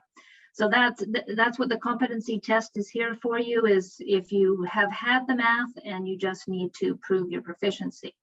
So if you are missing a math course or you just want to retake math, next slide, we have a couple of true upgrading options for you. So if you need to upgrade to pre-calculus Math 11, we have Math 007, and this is run every term. So in the fall, winter, and spring, summer terms, one set. It's run in the evenings, 1 evening a week, and it will allow you to get a mark that you can use for pre-calculus 11. Similarly, we have Math 0001, which is equivalent to our pre-calculus Math 12. And if this one is more intensive, it's also run in every term, and often at least 2 sets. And it's run in most formats, it's run twice a week, usually on Monday and Wednesday evenings. And in the spring summer term, we do some intense classes where it's 6 weeks long every day for 3 hours. So lots of opportunities to sign up and do upgrading. If you need to have strong math skills in something like engineering, this is a great way to upgrade and make sure you have a strong foundation in math before starting your career here at BCIT. Next slide. If you have any questions regarding math upgrading, please email us at mathpts@bcit.ca, or you can find out some more information at the website address you see there. And other than that, I think that's all I have for math upgrading. And I think if tech entry is next, I think it's Jennifer. Well, I also just got noticed that Linda is with us right now. So thank you for being so flexible, Winona. If it is okay with Linda, I would like to proceed with Pelt. Linda, if you're here. Hello, I am here, and I Perfect. indeed had apparently joined as a member of the public and not as a panelist, so my apologies. That happens sometimes, no worries. Yeah, so Yuri, I can't see the slides, but I know what they are, and I will say next slide when it's time to move on. Okay. Perfect. So hello, everybody. I am Linda Megan, and I'm the very new program head for the Professional English Language Development Program, called PELD for short. So if you have checked the entrance requirements for the program that you want to enter at BCIT, and you've discovered that you don't have the English level required, BCIT has a set of speaking and listening and reading and writing courses to help you prepare to meet the level required. So there are 6 levels or courses, and depending on your English level now, you'll be placed in one of those 6 courses. The PELD exit course leaves off where your BCIT program's communication course would begin. So next slide. So we're currently offering courses in both online and on-site formats 6 times a year, with the next courses starting in a little over a week, and then another set of courses starting in May. As long as enough people sign up, the course will run. The PELD courses prepare you with all of the skills that you're going to need for success in your program: speaking, listening, reading, writing. Next slide. There are actually now 7 programs or tests in addition to English 12 that we accept for placement into PELD. So there's IELTS, TOEFL, CLB, CELPIP, the Langara LEAP program, VCC Pathways, and the Duolingo test. Or you can take one of the BCIT English assessment tests to determine your placement into the right level of PELD course. Next slide, last slide. So pretty much the last thing that I wanted to say is that PELD courses are tuition free for Canadian citizens and permanent residents. You will pay student association fees, BCIT ID card fees, etc. But the tuition portion is free if you're a Canadian citizen or a permanent resident. You can also apply for the adult upgrading grant, and there's information on the website about that. So check out BCIT PELD if you need to do some English upgrading. You can also find us on LinkedIn, BCIT PELD, or you can email peld@bcit.ca. So that's it for me, and I will check and see if there are questions there. But if there are questions I can't answer, then I will direct you to our program, because I am pretty new as program head. Great job. Thank you so much, Linda. And you said that Jennifer would be next from Tech Entry. Let's see if that's correct. That is correct. Jennifer, are you there?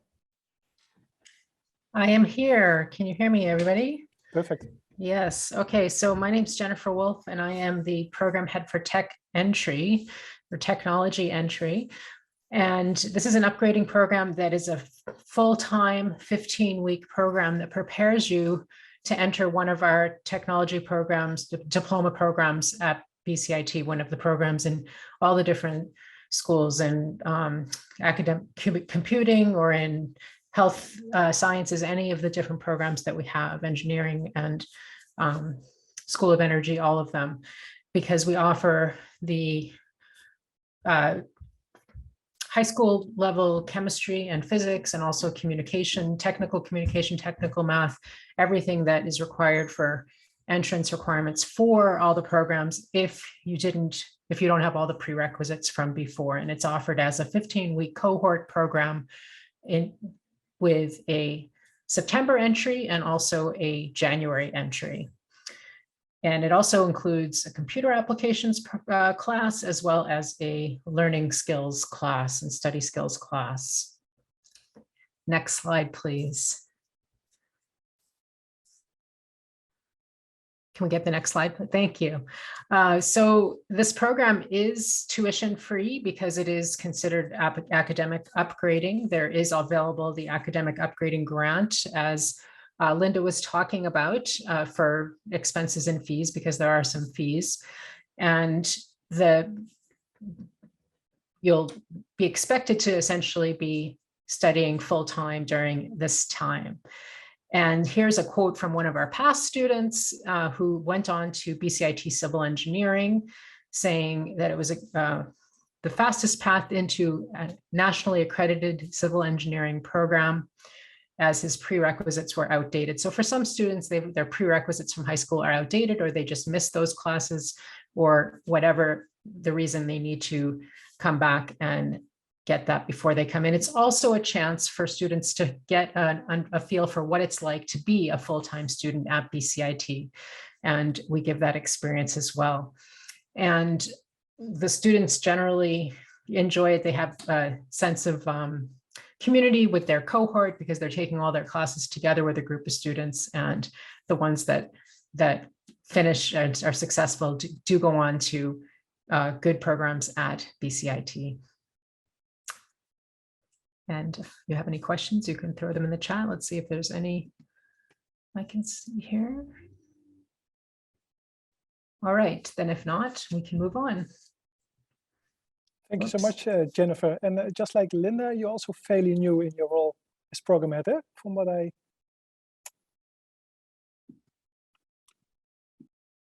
Yeah, that's Jennifer. All right, we'll proceed with Hilgen, who's going to talk about physics. Hello, everyone. Can you guys hear me okay? Perfect. Great. Yeah, so my name is Hilgen Ma. I'm the PTS coordinator for physics. Similar to, math and chemistry, we offer a variety of courses to help you get into BCIT and the programs that we offer. We do have challenge exams, similarly, where if you feel that you are familiar with the material, but your credentials are outdated, you can take these challenge exams. We also have our equivalent grade 11 and grade 12 physics course, Physics 0309 and Physics 0312.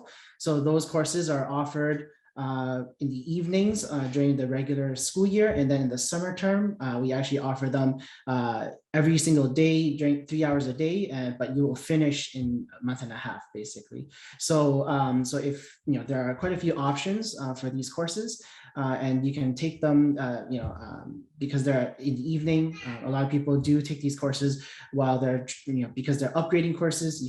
There's a little bit of flexibility there if you have a job or something like that. So we also offer a course called Refresher Physics, which is Physics 0304. This course is offered at the end of summer, and it's a very short course, only 2 weeks long. And there are no exams, no tests, no homework. You just basically go there to refresh your physics knowledge before you start your program. So yeah, we are definitely here to help you. We have lots of students from who take our courses 0309, 0312, looking to go into the variety of programs that are offered. The ones in health or engineering. So yeah, so that's basically what we have at physics. I think that's pretty much it. So I'm happy to answer any questions. And again, we can move on to chemistry with Jimmy. Yeah, one slide, very efficient. Thank you, Hilgen. And yes, like Hilgen says, please feel free to ask those questions in the Q&A. And with that being said, we'll be going to chemistry. And I see that Jimmy Lowe is already on. Hello, Jimmy. Hi, thanks, Yuri. Okay, thanks, Hilgen. So just like Hilgen mentioned, for physics, we do have a refresher course, which is offered periodically through the academic year. This requires no prerequisites, and it's a way for you to either get prepared for your BCIT program or else to help you get ready for the challenge exams. So if you have a previous chemistry 11 or 12 that's a little bit outdated, or else you had taken it prior and you need to upgrade a little bit, you can take one of these challenge exams. So that's the Chem 0110 for the Chemistry 11 equivalent, and the Chem 0120 for the Chemistry 12 equivalent. There's one scheduled next month, so it's not too late to sign up. Usually students people try to time it taking the challenge exam and getting their grades so that they can apply to a BCIT program within the deadlines.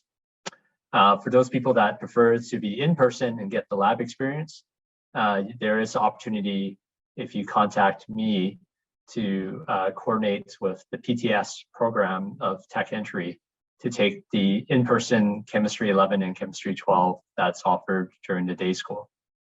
Other than that, if you have any other questions, please let me know on the Q&A.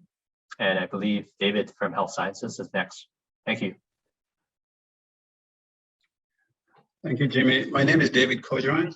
I'm the head of department of the Basic Health Sciences. Now, at our department, we help you meet entrance requirements for various School of Health programs.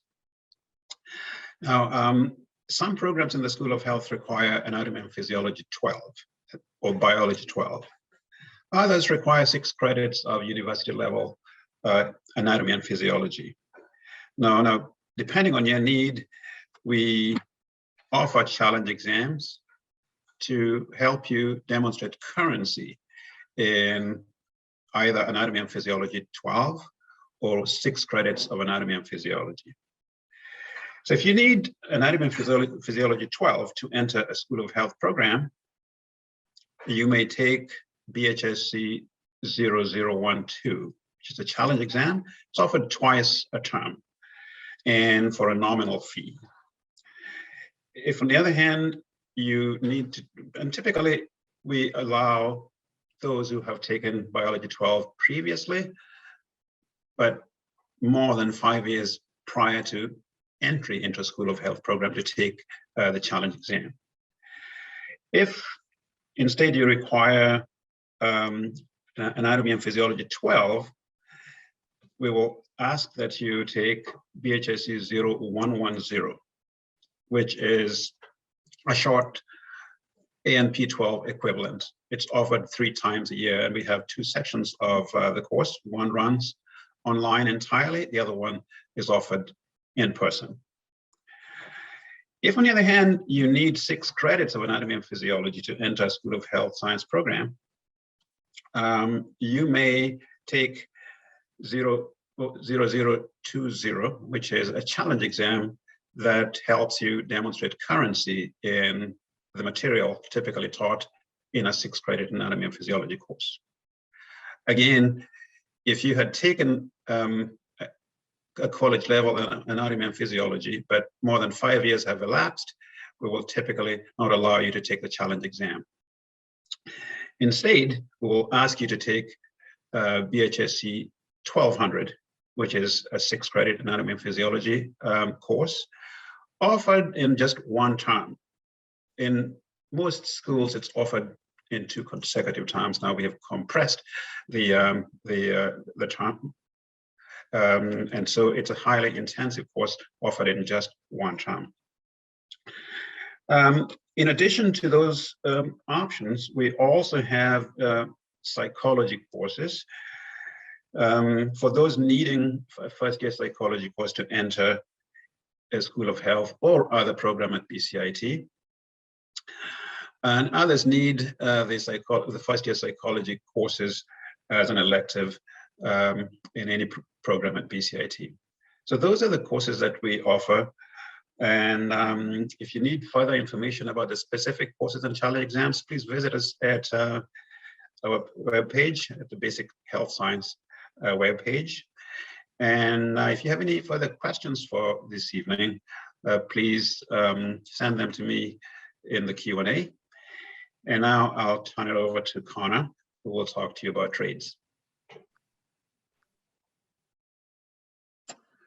Hi, everyone. Thanks for popping in, as it were, into this this virtual environment. And hanging out with us. So my name is Connor, and I am one of the faculty within the Trades Access Department. So specifically, I work in the Trades Learning Center. So one of the things I do is the Trades Entry Assessments. Now, as the name, I'm going to say, strongly implies, these are just for the trades. So they're not applicable to other programs, but We use different achievement assessments and aptitude assessments. So I mean, as the list kind of goes on, we have primarily our English and mathematics assessments. Again, if you're interested in maybe carpentry or millwright or sheet metal, whatever trade, and maybe your high school grades aren't quite high enough, or maybe you haven't actually finished that high school course yet, you can always try one of our assessments to see, just to make sure that you're going to be able to handle the rigor of that course. We also offer some aptitude assessments, such as our abstract reasoning and mechanical reasoning. Our abstract reasoning is usually restricted just for students that are interested in being pilots, whereas mechanical reasoning is used in a multitude of trades, just to make sure that you have I'm going to say a grasp on the different types of the way gears work or pulleys operate or weights and ratios, just to make sure that you get that mechanical aptitude. Next slide, please. So one of the things we also do, so besides the actual tests, which are kind of like a challenge, as it were, we also do upgrading tutorial.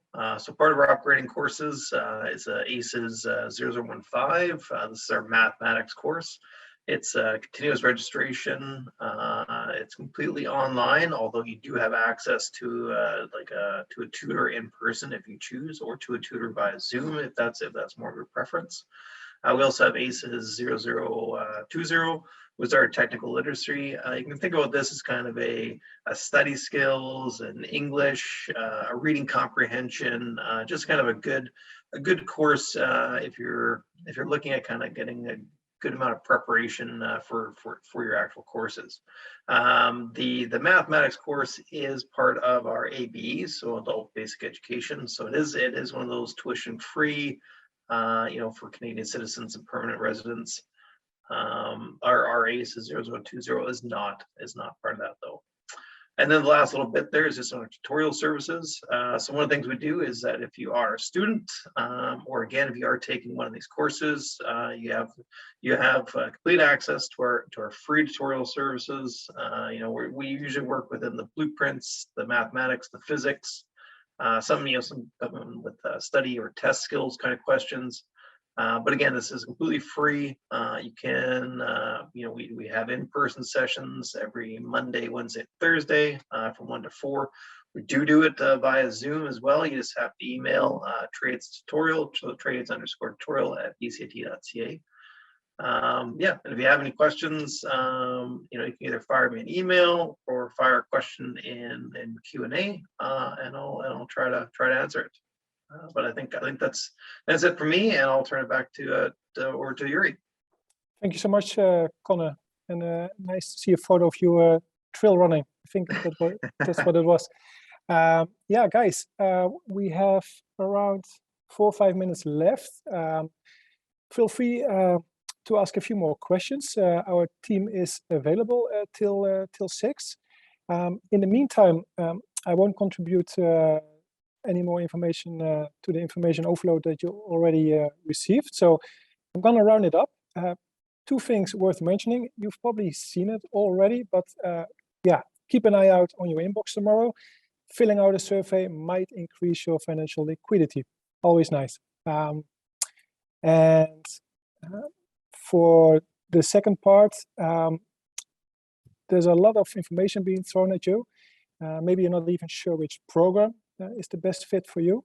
At bcit.ca/experience, we have collected a few helplines to help you further with your orientation.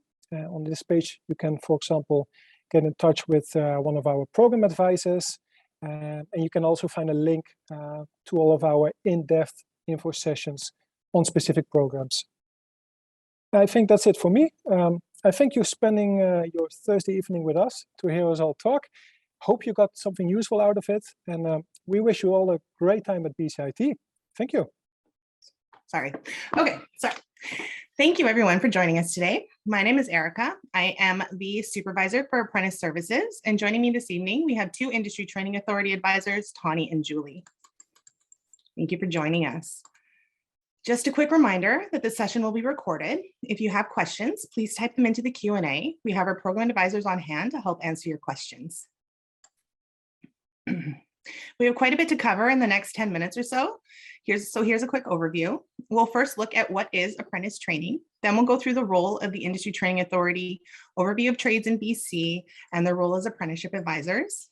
Then we'll take a deeper dive into the benefits of BCIT's training, where to start, the programs offered, and finally, how to register for apprenticeship training at BCIT. Okay, Tawny and Julie, over to you to tell us all about apprenticeship and the Industry Training Authority. Hi, thank you. I hope you can hear me well. Okay.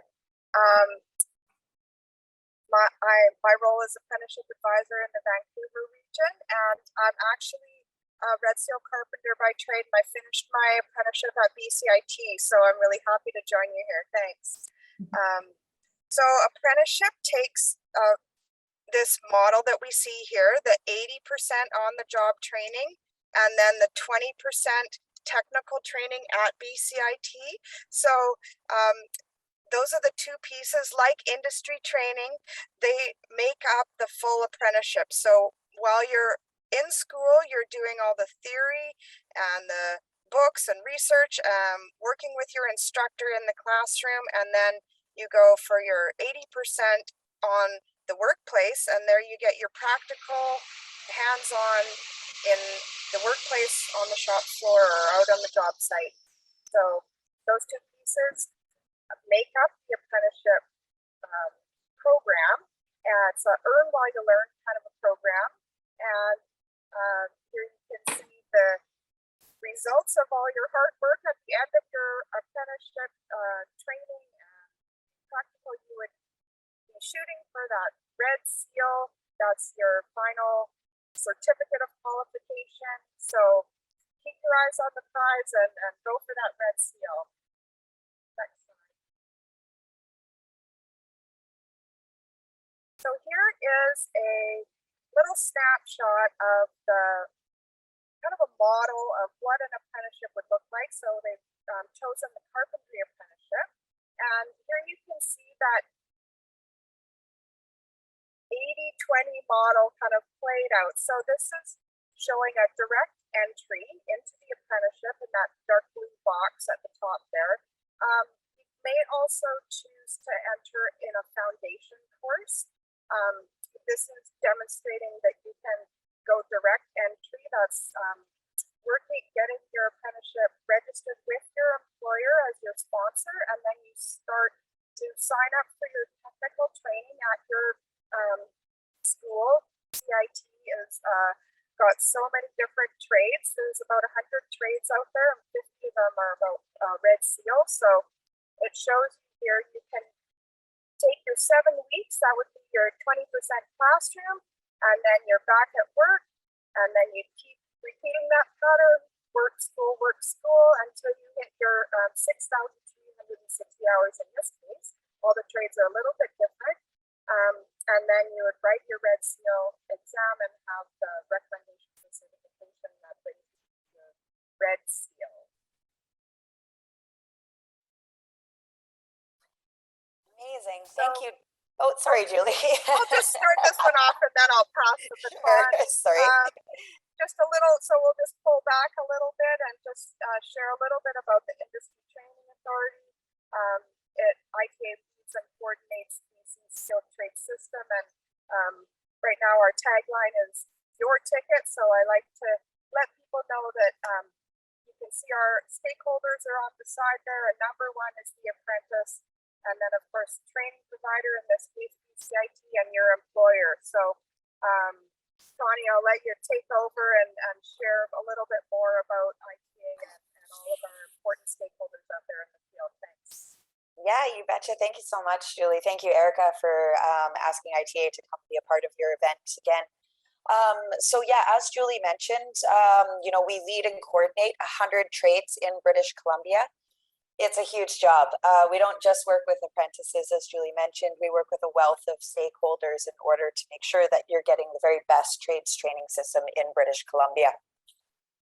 A big part in how we do that is the ITA.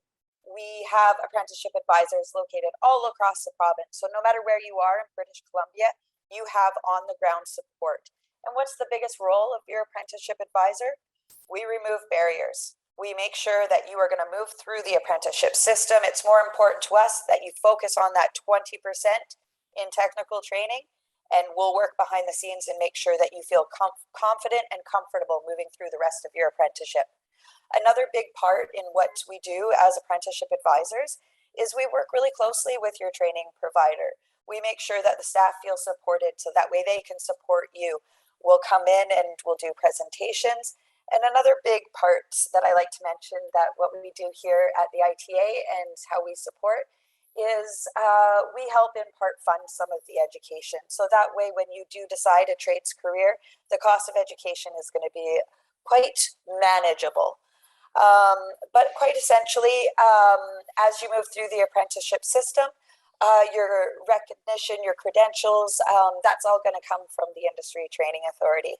But what and how we work with BCIT is pivotal for moving apprentices forward.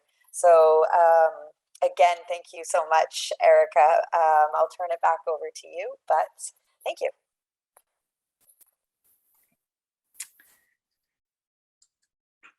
Thank you, Tawny and Julie. So in addition to the benefits that they both mentioned, BCIT's apprentice training allows you to earn while you learn, since 80% of the training is on the job, and most apprentices are eligible for employment insurance benefits while attending technical training. All of our class instructors are certified journey persons with experience in the field, and our small class sizes mean that you'll also receive individualized support and attention from your instructors. BCIT offers 3 ways to begin your apprenticeship training. If you're already working in the trade, the traditional way is to attend technical training while continuing to work full-time for your employer. This is done by registering as an apprentice with the ITA. For example, as an electrical apprentice, you would come to BCIT for technical training about 10 weeks per year over a period of 4 years, completing a level each year. When you're not at BCIT attending technical training, you would be working on your practical skills with your employer. If you're not already working, we also offer a couple of other options. You can start by taking a foundation program. This is a popular option if you're coming straight from high school. Foundation programs are 13 weeks to 10 months in length. The foundation programs also allow you to gain the skills necessary to enter the workforce. And a really nice bonus is that once you have found an employer to sponsor you, in most cases, you'll receive credit towards level 1, and you can start your apprenticeship directly at level 2. Sorry, just a second here. Another way to start your apprentice training is with a BCIT diploma with a cooperative education component. And depending on the diploma program, you can enter directly into level 2, 3, or 4 of the apprenticeship training upon completion. By now, you're probably wondering, what are some of the available apprentice programs? As the #1 training provider in BC, we offer more trades training programs than any other school in British Columbia. Our programs span over many areas of study, including electronics and mechanical trades, construction, and transportation. I'll leave this slide up for a moment so you can get a look at some of the programs we offer. And while I do, I'd like to mention that in addition to apprentice EI benefits while attending technical training, there are also apprentice student loans available and incentive grants of up to $4,000 for eligible apprentices. One of our most common questions is, how can you register for apprenticeship training at BCIT? So let's move on to our last item. It's quite simple. You or your employer contacts the ITA to get you registered as an active apprentice. Then you would visit our website at bcit.ca/apprenticeship, where you can view our training schedule. Our training schedule is updated in real time to reflect our current availability, and all classes fill on a first come, first served basis. Once you've selected an available training date that works for both you and your employer, you can contact us to register over the phone, or you can complete an apprentice training request form and submit that to us via email. Once registered, you'll continue to work until it's time for you to come to school. Before we finish up our presentation, I would just like to mention that BCIT Apprentice Service representatives are available to assist you with any of your apprenticeship-related inquiries Monday to Friday between the hours of 8 a.m. and 3:45 p.m. As well, here are a few other ways to learn more about BCIT. You can do this by visiting bcit.ca/experience.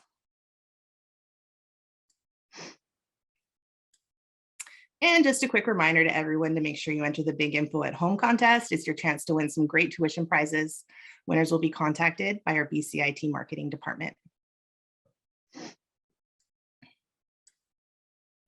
So this concludes our presentation. Thank you everyone for joining us. Tawny, Julie, and I will be around for a few minutes in case there are any questions, and we hope you have a great evening. Thank you.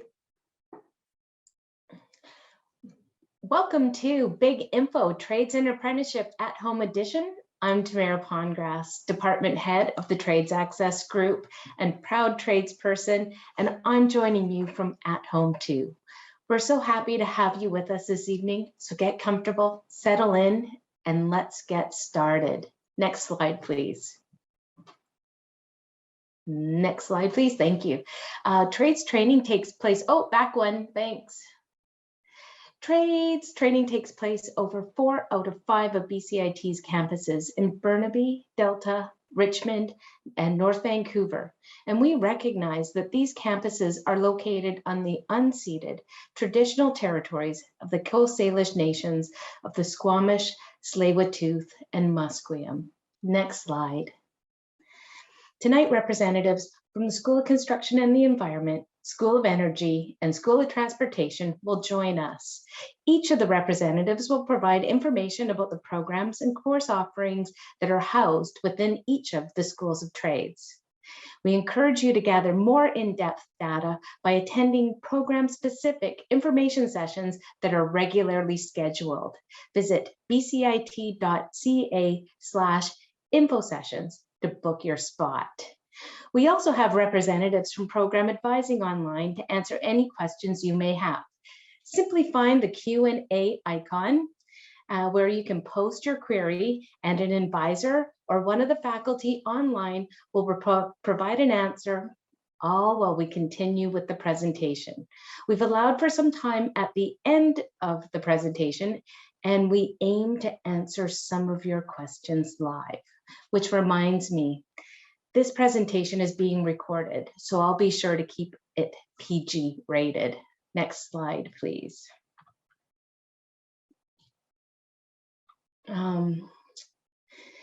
Skilled trades workers contribute to the economic well-being of the province and the country. We construct and maintain buildings and infrastructure. We manufacture products, we repair equipment and machinery, and we transport goods and people via air, ground, and water. In short, our work is vital to civilization. We are in dire need of folks to join the skilled trades workforce. In BC, major projects ranging from LNG Canada to the Broadway subway, combined with the need to repair critical infrastructure damaged by natural disasters, is putting even more pressure on an already tight market for talent. Today, at the announcement for a new trades and technology complex to be built at BCIT, the provincial government stated that there's a demand for over 85,000 jobs in trades over the next 10 years. Canada-wide recruiting skilled employees is expected to be an obstacle for over 1/3 of Canadian construction businesses. The manufacturing sector has hit the highest number of vacancies since 2015, and recruiting skilled employees is expected to be an obstacle for nearly 40% of businesses in the manufacturing sector.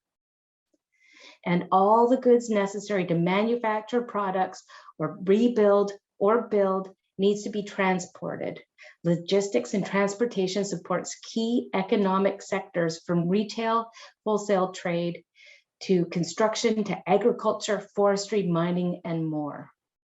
As skilled tradespeople, we use cutting-edge technology as we carry out our work, and we contribute to the research and development of these technologies. We gain transferable skills that lead to multiple, viable, rewarding careers, and our knowledge-based ladders well into diplomas and degrees. We offer programs to get you started in courses that will allow you to leverage your expertise onto the next branch of your career. Whether that be as contractors, entrepreneurs, instructors, inspectors, consultants, the list of possibilities is endless. BCIT Trades Training has programs that start continuously. And this means that for most programs, there may not be one single application deadline, but multiple opportunities for you to start your training. There is availability in some programs even in the next few months.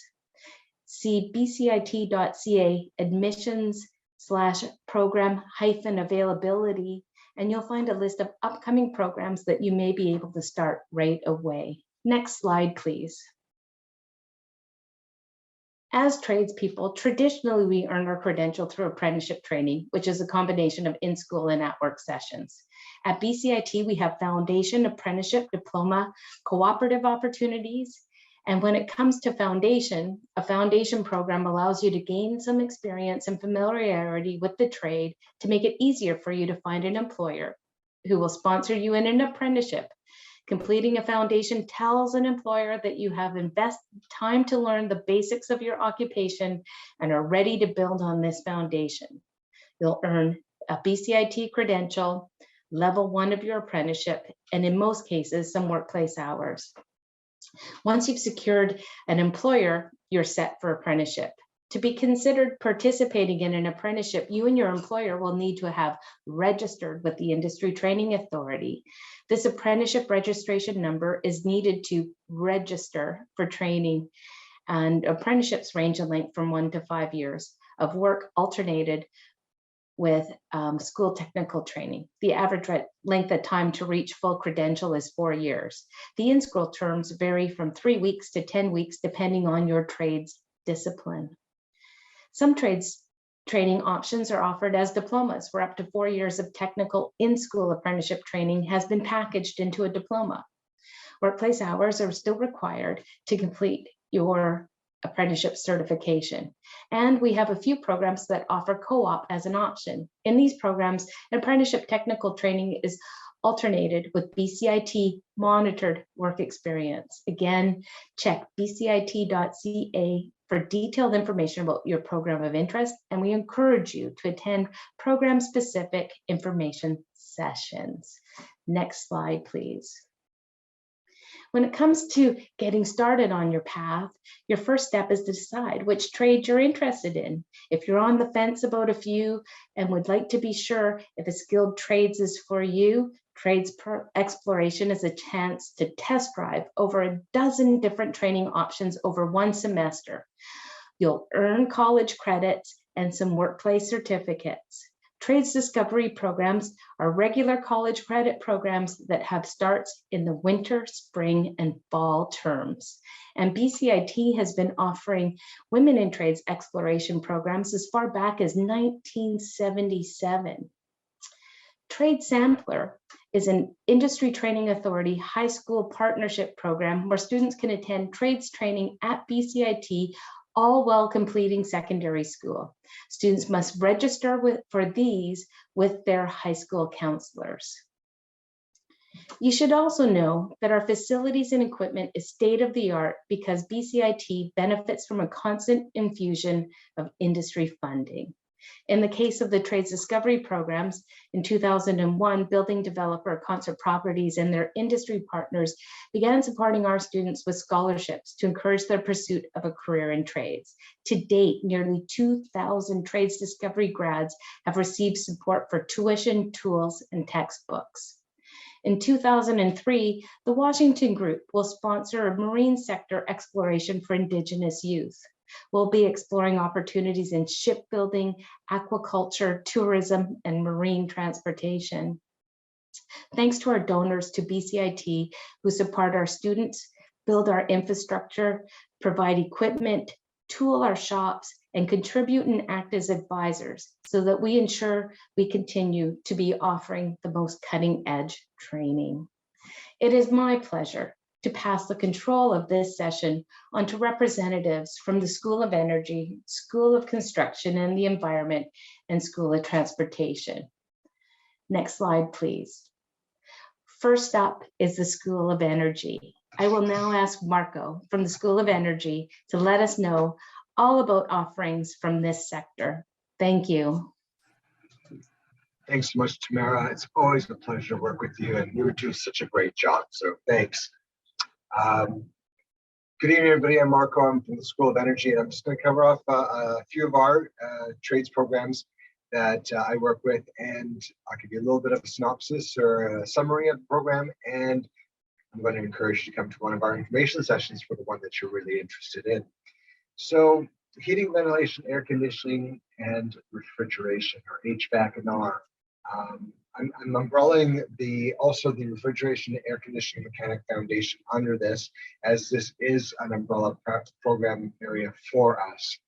We have a 2-year diploma co-op program, and it's probably one of the most popular trades that I work with. I know this because there's a growth in demand in the industry, like many of the trades, and like a lot of the trades, it's very financially lucrative. Some of the notable careers would be contracting firms, government agencies, as well as large hotels and resort chains. This program will provide you with a foundation in HVAC system design, installation, and service.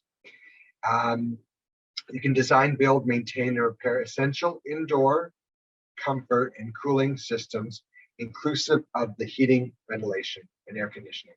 It's all in the name, folks. It's all in the name. The other option that we have for the heating, ventilation, air conditioning, and refrigeration is a 1-year certificate, and this is a non-co-op program. And it's really intended for those in industry that are currently working in industry and want to upgrade their skills.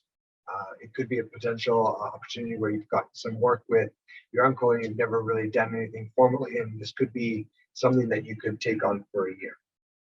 Now, the Refrigeration, Air Conditioning Mechanic program is a 25-week program, and it's a foundation in basic refrigeration systems, design, installation, and service. It really gives you that opportunity, or prepares you in that entry-level employment position in the commercial refrigeration industry, and it's definitely an opportunity for entry-level position for an apprentice. We are hosting an information session on February the 28th. It's at 5 o'clock that evening, and I do encourage you to register for that session. Next slide, please. The machinist or CNC machinist they're interpreting the engineered drawings, and they're manufacturing a variety of complex parts using a variety of machinist equipment. They set up and run computer lathes, mills and grinders, and machinery to manufacture specific parts. As a CNC programmer, you are applying all the machining skills to effectively set up and program the automated machinery. And you do the quality control and inspect and verify production of these parts and ensure that they are within tolerance for size specifications. So our machinist foundation program is a 25-week program, and this is where you learn to set up and operate all the manual equipment like the machining tools, the lathes, the milling machines, the saws, grinding machines, drilling and boring machines, precision machines, lots of machines, precision measuring tools, and of course the power tools that you could be using. I've had discussions with industry and have a lot of positions to fill that they're contacting me about all the time. It's a great opportunity. It's got some great entry-level jobs. This foundation would get you that entry-level job and give you that opportunity to work towards work into an apprenticeship. The CNC Machinist program is a 2-year diploma program that we offer, and it also includes a co-op within that 2-year offering.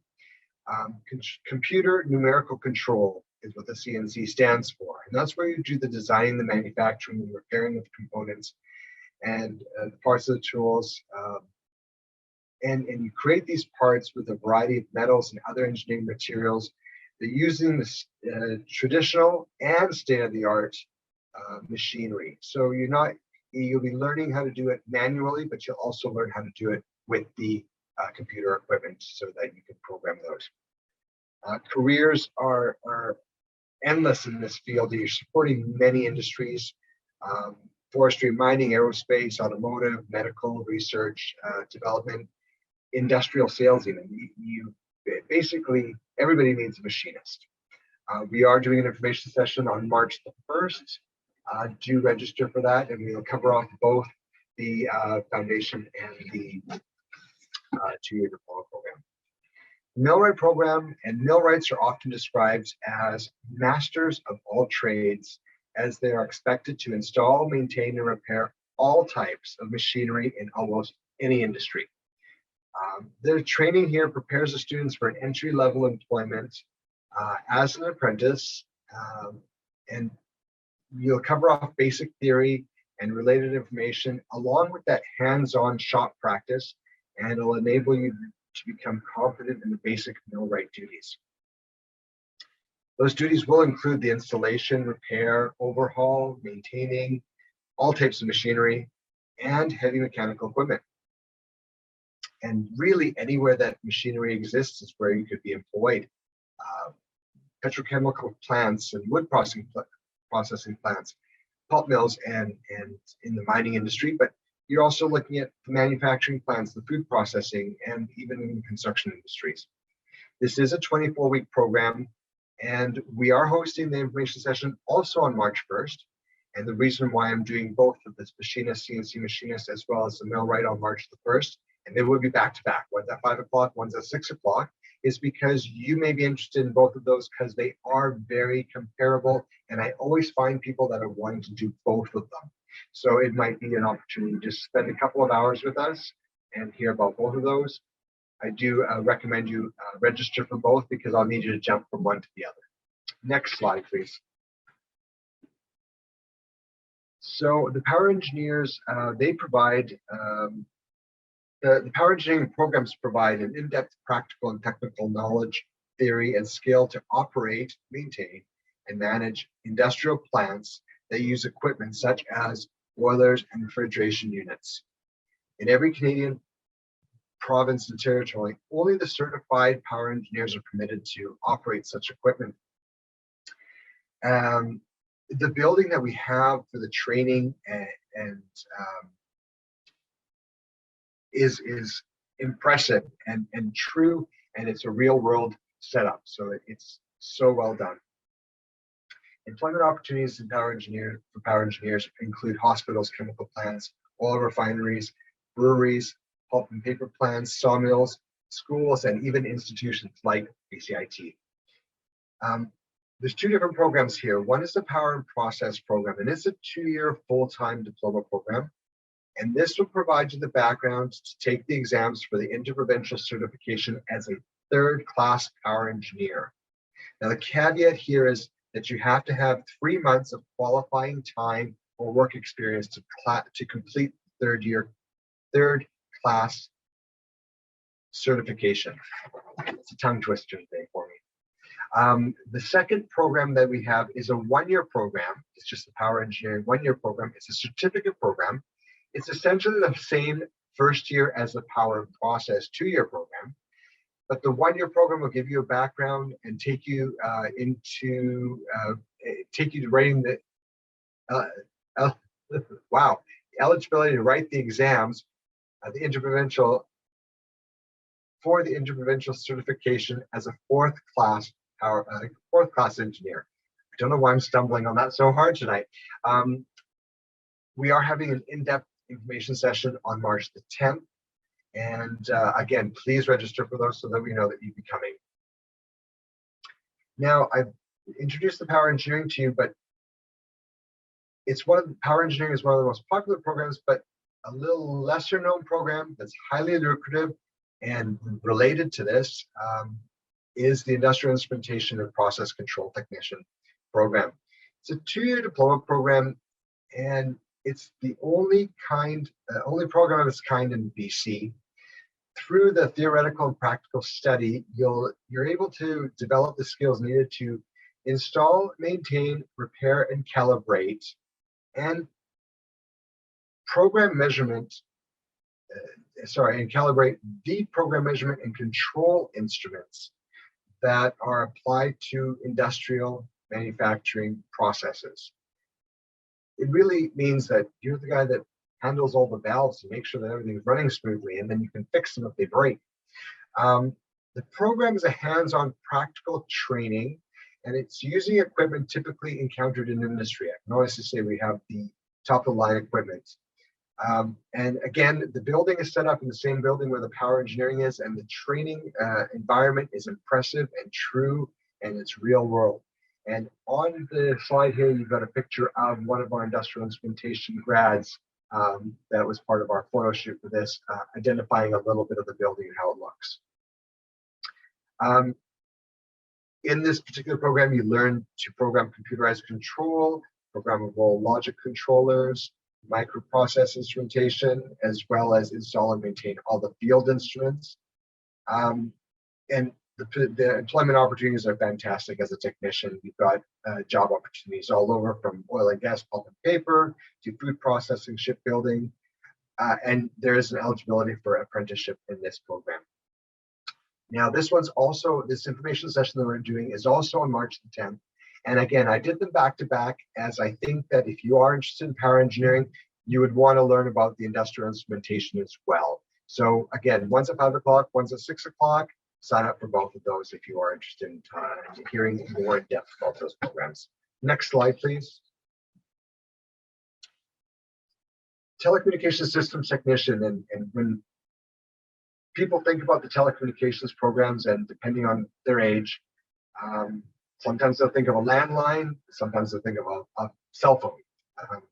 Well, this particular program is all of that and way more.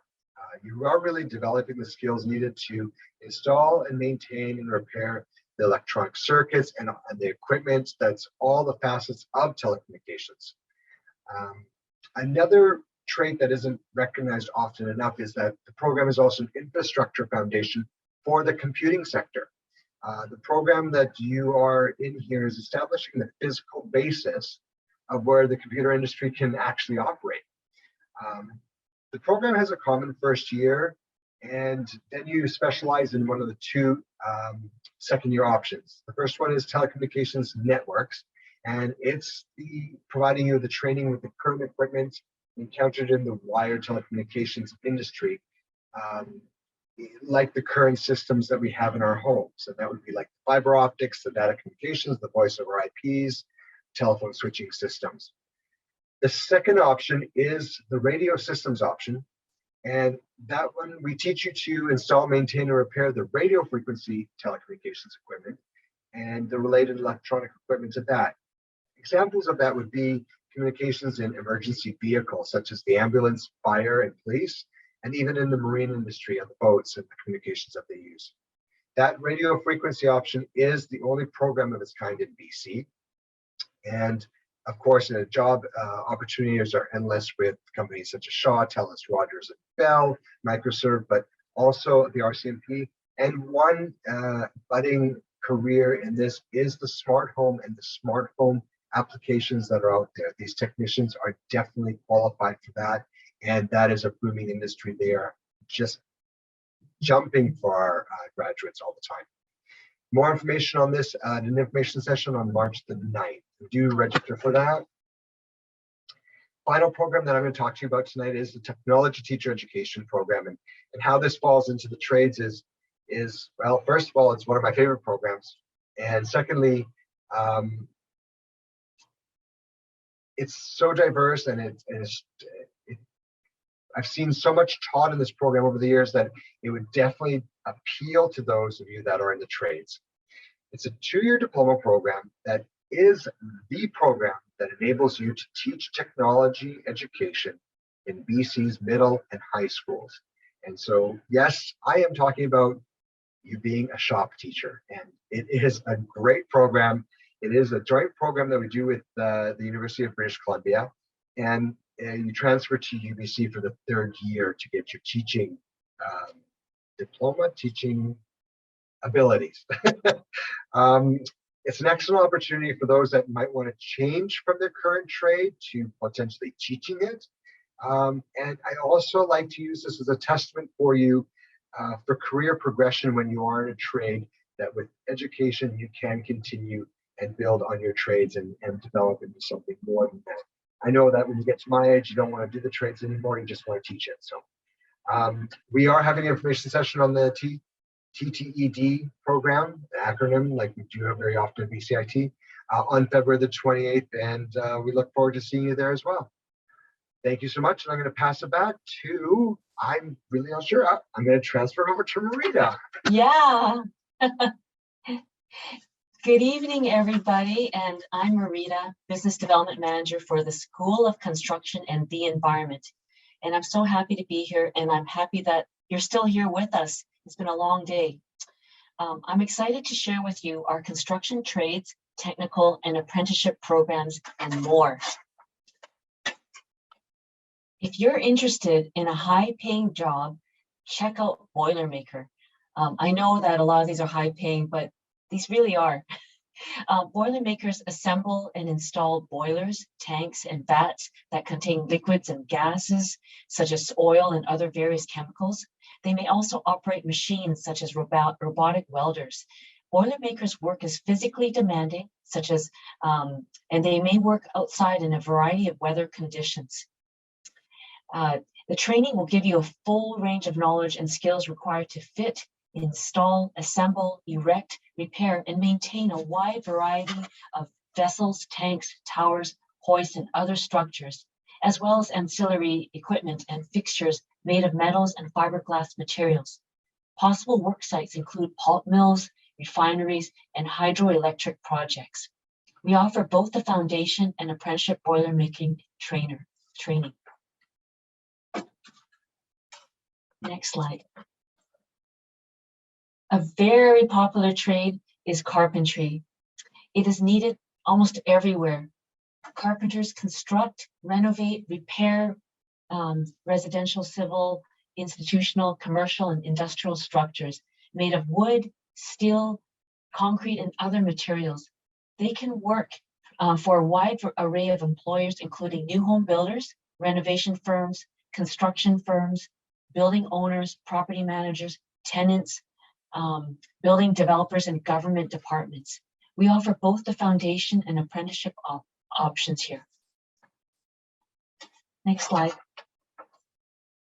And when I say popular trade, many of us think of electrical right away. And the numbers for this program and wait list are there, but I recommend putting your name in there if you're interested. In BC, we offer the leading training: electrical foundation, electrical apprenticeship, industrial electrician, construction electrician, security systems technician, and more. Did you know that the BCIT Electrical Trades Department is BC's largest and most advanced trades training facility?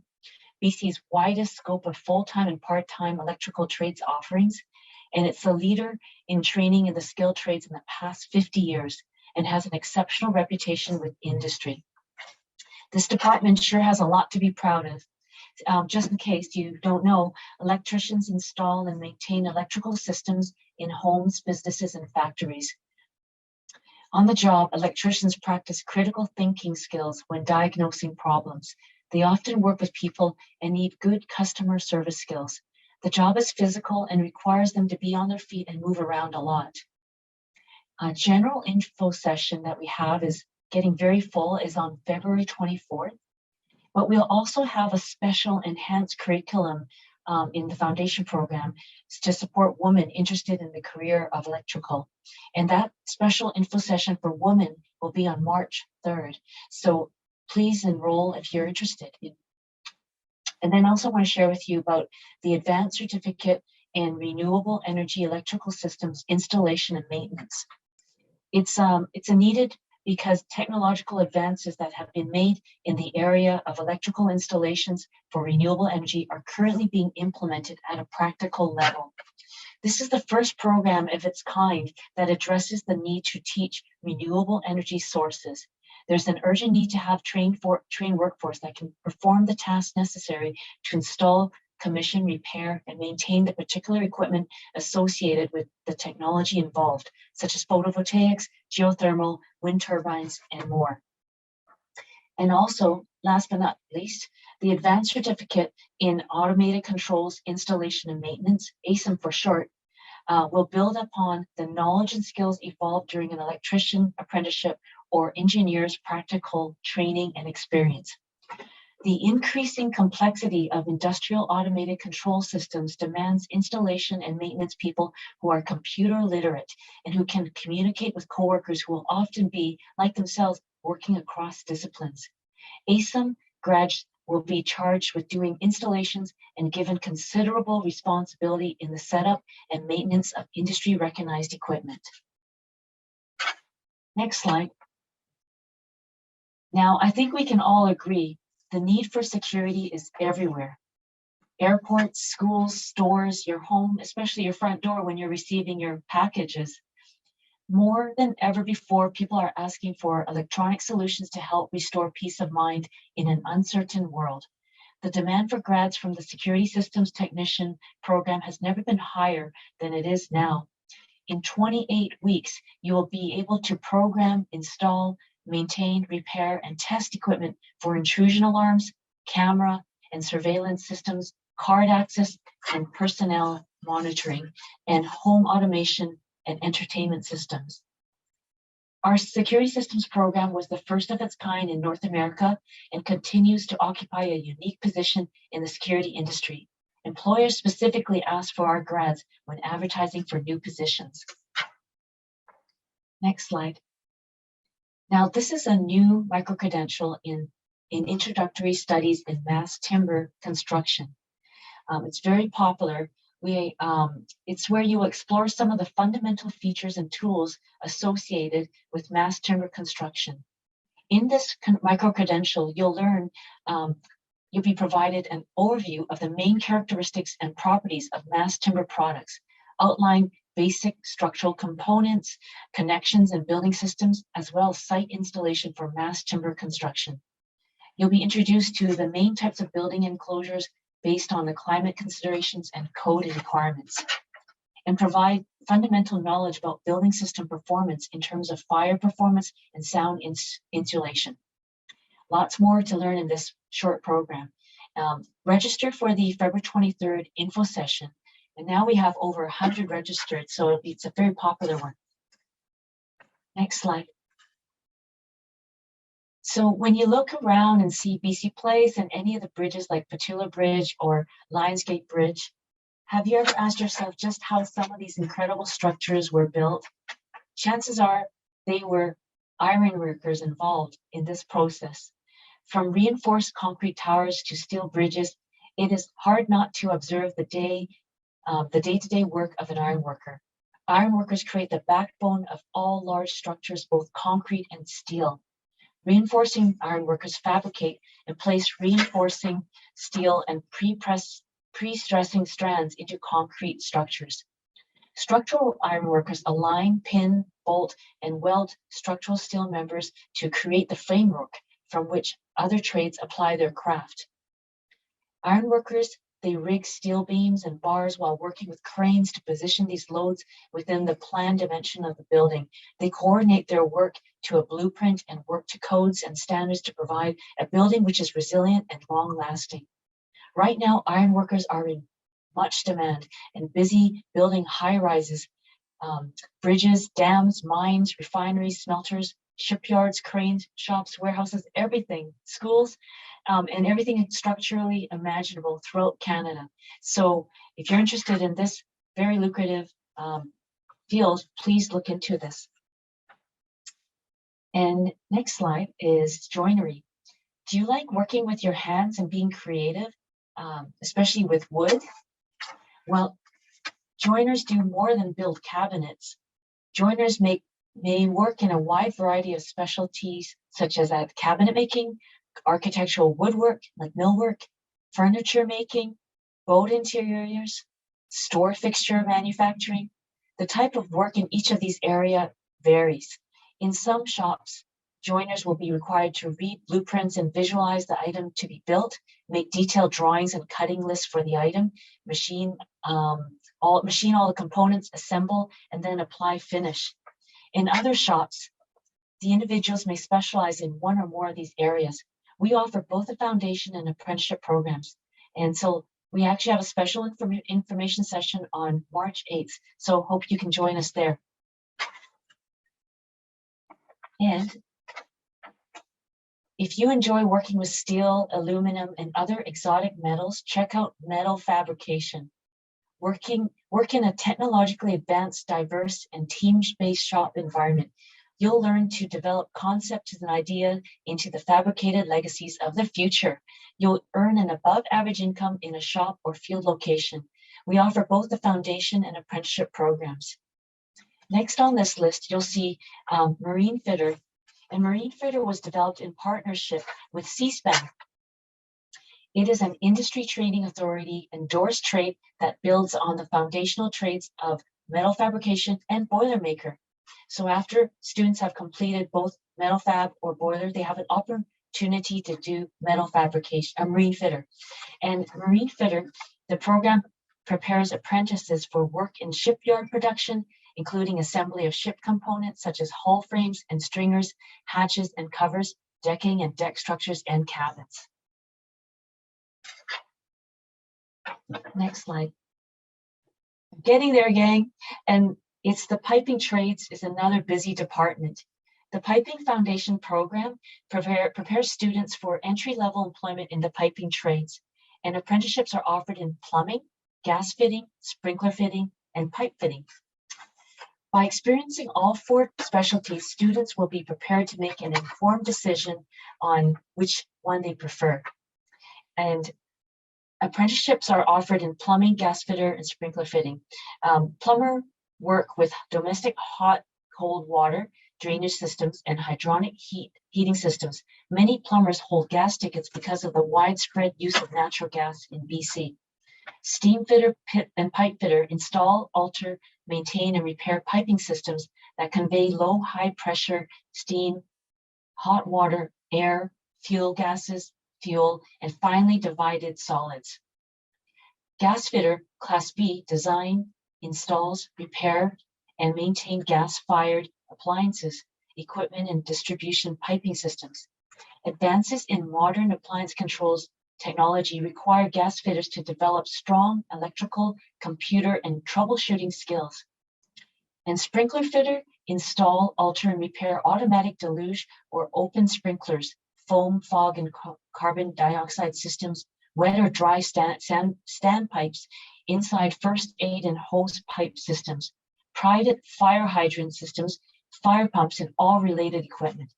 If any of this sounds appealing to you, please check it out on our website. And now I'm going to give you a break from me. Thank you so much for listening. I'm going to introduce you to one of our amazing BCIT sheet metal grads. She's also one of our poster girls too, and she's now an instructor with us at BCIT. So Alyssa, thank you so much for joining us. Alyssa DeVille.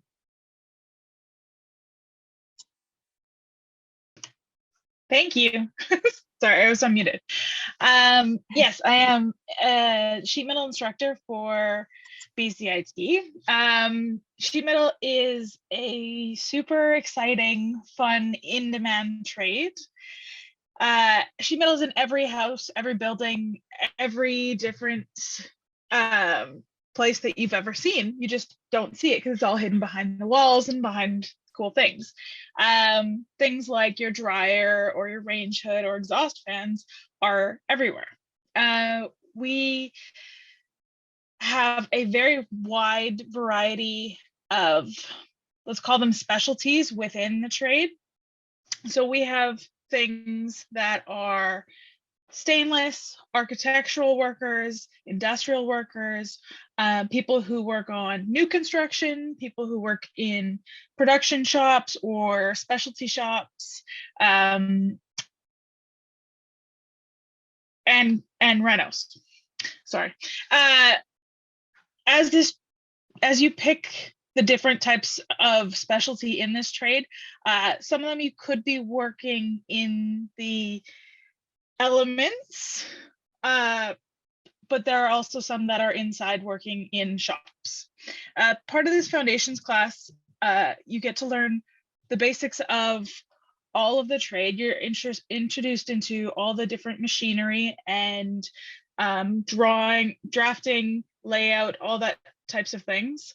This trade is really in demand, like really in demand. Before the end of the class, we will bring in contractors who will interview you right then and there and so many of our students, if not almost all of them, have a job offer before they've even completed the course. So the trade is literally screaming for people. There is jobs, and for the right people, you can make it an amazing career. So if you're interested in learning any more about it, come join me on the info session on March 1st, and I can tell you any other thing you want to know. Thank you. Thank you so much, Alyssa. That was great. I know it's your first time on here, and thank you again. Next slide. Ever been fascinated by the idea of joining metal? So this is, if you're interested in having a good paying, portable, practical skill, learning to weld can open up many career doors or add to a trade you already have, thereby making that much more valuable as an employee. Welding is a fabrication process that joins materials, usually metals, by causing coalescence. The welding trade is vast, covering areas from structural steel used in high rises and bridges, the shipbuilding industry as well, mining, pipelines. Virtually every industry employs welders. We offer foundation level B, level A, and apprenticeship. Next slide. Here's a career you may have not thought of. We are pleased to offer one of the fastest growing career opportunities in the life safety industry as a recognized provider of the CFAA accredited fire alarm technician training program courses. You will gain a comprehensive understanding of fire alarm systems and the skills required for your success in this industry. Coupled with hands-on training in the electrical training centers, electrical and fire alarm labs, these 5 courses will provide you with the vital knowledge that can be used to satisfy the requirements of both CFAA and ASTTBC for certification, both provincially and nationally, as a registered fire protection technician. Fire alarm technicians are required by many municipalities in BC to be registered as registered fire protection technicians, or RFPT, with the Applied Science Technician and Technologist of BC, or ASTTBC. Next, please. And just to let you know, I just think I have just a couple more here, a few. A construction safety officer is responsible for ensuring safety protocols are followed on a work site. A CSO, or construction safety officer, will conduct safety orientations for new workers and give crew talks to keep personnel informed about safety. They will also conduct and document site inspections, site hazard audits, and maintain site safety plans to ensure that work being done on a site follows safety regulations. We provide training to students who wish to pursue a career as a safety professional. Following the successful completion of our course, students apply for their construction. Oops.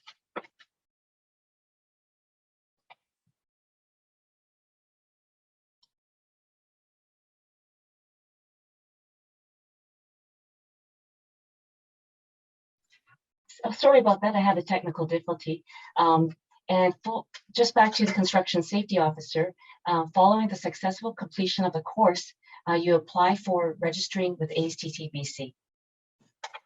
And next slide. I've added the slide to show you a great option for those of you who would like. I've added this slide to show you a great option for those of you who would like to further your studies in certificates, associate certificates, and degrees. BCIT is one of the first and now one of the few educational institutions in Canada offering a bachelor's degree in construction management. Construction management was one of the first of the Bachelor of Technologies at BCIT. It's a degree completion program and provides years 3 and 4 of a 4-year bachelor's degree.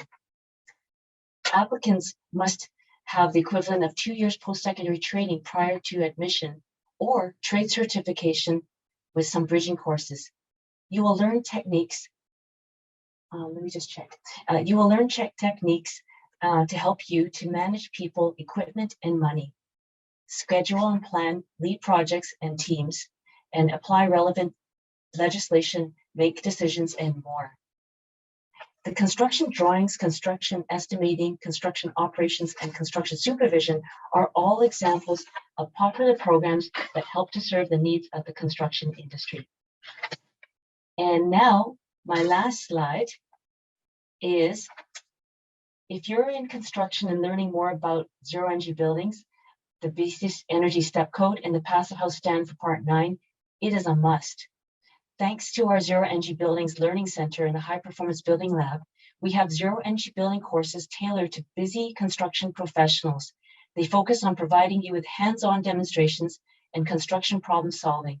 This ensures you will learn by using construction mock-ups and real project examples. Phew, thank you for listening, and sorry about the technical difficulties, but this wraps up for the School of Construction and the Environment. Now I'd like to introduce Lee. Is it Lee's next?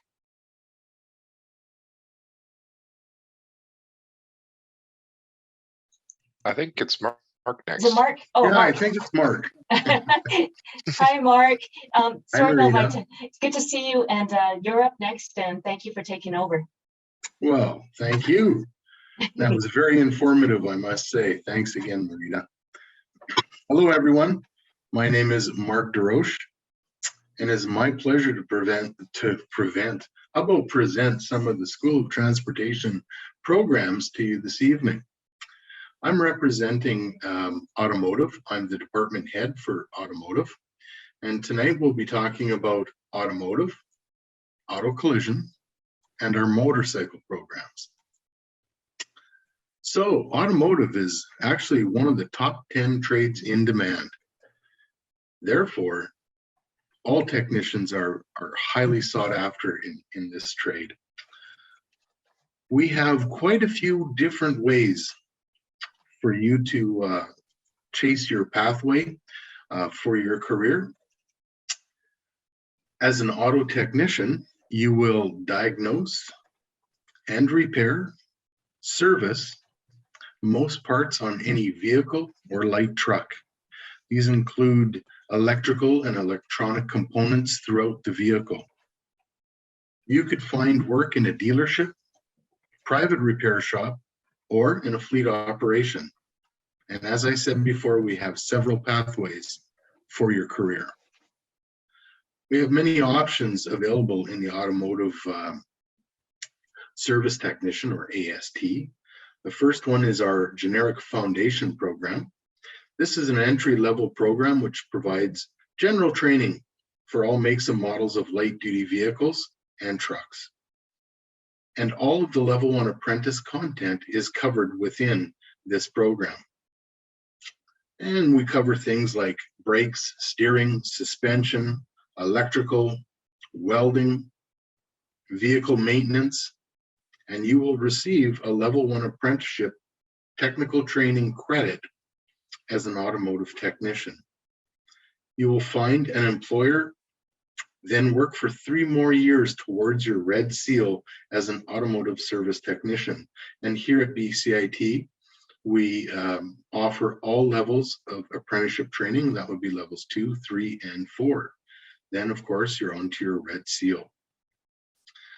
In the foundation program, we also have 2 different options. One is a Toyota option, and one is a Honda Acura program option.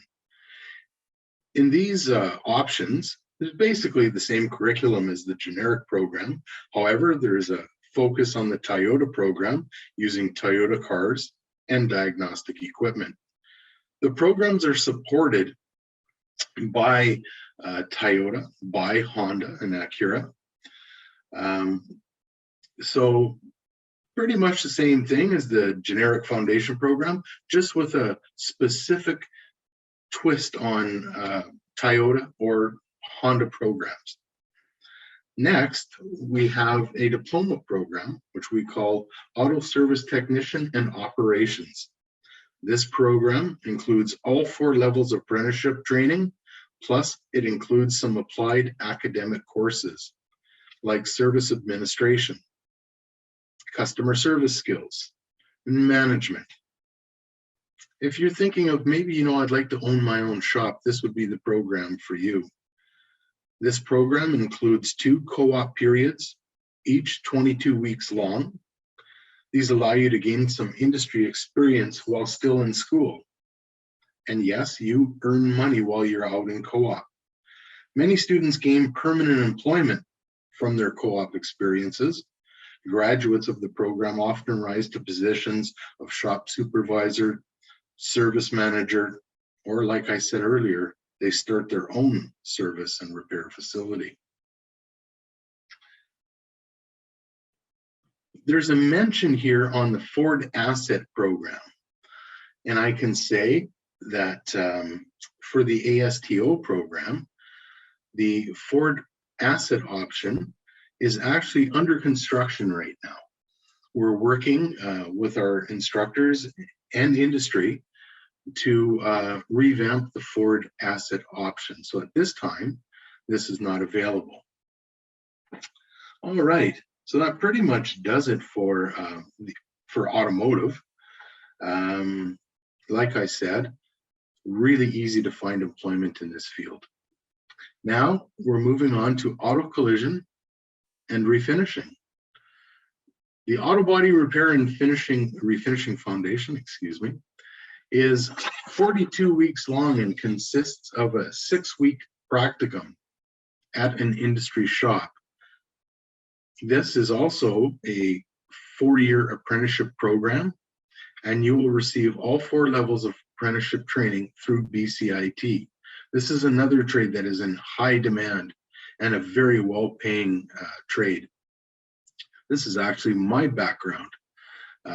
So this is kind of a favorite of mine. Recently, this program has been harmonized. And what they've done is they've taken the body side, which is a technician that would fix the frame of the vehicle, the outer body. You know, a lot of people say, well, what does a bodyman actually do? What does he fix? And I tell them, well, when a vehicle gets into an accident, what's affected? Well, I guess anything could be affected, and that's 100%. So in the auto collision repair trade, anything from the front bumper to the rear bumper, you will learn about repairing, maintaining, servicing. So there's so much to the auto collision repair field. And during harmonization, they took the auto repair side and combined it with the auto refinishing side. And auto refinishing is for the painting of the vehicle and parts. All right. I mentioned it is this program is 42 weeks long and is in high demand. So brand new harmonized program, a great program with a real bright future for people that are interested in that. Next slide, please. The last program that I have the pleasure of telling you all about is our motorcycle technician, or what's called MPET, and it stands for Motorcycle and Power Equipment Technician. This program combined both motorcycle and outdoor equipment. It is a foundation program, which is 20 weeks long. You'll work on basically motorcycles, and we do some power equipment. However, this program is under review right now and is about to be harmonized. I should say it will be harmonized by September, and will focus mainly on just motorcycle. All right. And for power equipment, we'll have other courses, power equipment, small engines, to assist those that might want to take those courses. So it's a 20-week program. You will be performing all of the apprenticeship level 1 outcomes, and you will receive a level 1 technical training plus 300 hours towards your time in trade. Once you finish the program and find employment, you would return every year for your levels 2, 3, and 4. And that way you can enter directly into the apprenticeship pathway. And that's just about it for me. If anybody has any more questions for this, don't hesitate to look me up and let's talk about it. And what I'd like to do next is turn it over to a great friend of mine and a very smart person, Lee. I'm not even going to attempt your last name, Lee. Well, thanks for the big introduction there, Mark. Yeah, the big name there is Temachuk. So I'm Lee Temachuk. I'm the acting department head for the heavy equipment group within the School of Transportation. So we, the trades that we work with are the heavy mechanical trades. The heavy mechanical trades include heavy duty equipment technician, which is a 4-year apprenticeship program, truck and transport mechanic, that's a 4-year apprenticeship program as well, transport trailer technician, which is a 2-year apprenticeship program, and all 3 of those lead to a Red Seal trade. The diesel engine mechanics we also offer, and it's a 2-year apprenticeship program, and that's a certificate program. If you're a curious person and you wonder how the world works around you, and you like working with your hands, solving problems, the heavy mechanical trades might be a good place for you. In terms of what you'll be working on, as a mechanic, you'll be working on all the systems and the components of a vehicle, from bumper to bumper or from blade to ripper, depending on what you're working on. Truck and transport mechanic includes working on semi-trucks, buses, large delivery vehicles, and anything typically found on the city roads that you consider bigger than average. Heavy duty mechanic is another one of the trades that comes out of this, and it includes all the off-road construction equipment. So this is mining equipment, forestry, the excavators, bulldozers. You work with diesel engines like you do with all of these heavy mechanical trades. And you'll find that you could also be working in large marine applications and power generation plants through this program as well. These are all 4-year apprenticeships. The first 3 levels are heavy mechanical trades or common core. So it's the same first 3 levels for all of them. Then at your last 4th year, you branch out to the specific trade that you're currently working in. They're all well-paid, sought-after careers with many transferable skills, lots of employment opportunities anywhere in Canada and around the world. We're getting calls daily about people trying to funnel mechanics into many different workplaces. So very well sought after right now. These are really diverse fields. You'll be working in service repair shops, fleet garages, manufacturers, dealerships. These are all places where you can stay nice, warm, and dry. Or you could be working on the side of a mountain or in a mining camp. Beats the cubicle, beautiful views, fresh air. If you're just starting out, you don't have much experience, we have the Heavy Mechanical Trades Foundation program. It provides a pretty good base and you receive your first level technical training with this 36-week program. If you're mechanically inclined and a driven learner, we also have the Heavy Duty Truck Technology Diploma program. This is a 2-year diploma. It has 4 terms and it has 15-week paid co-op where you get to work at a workplace, test that workplace out, and they can test you out as well.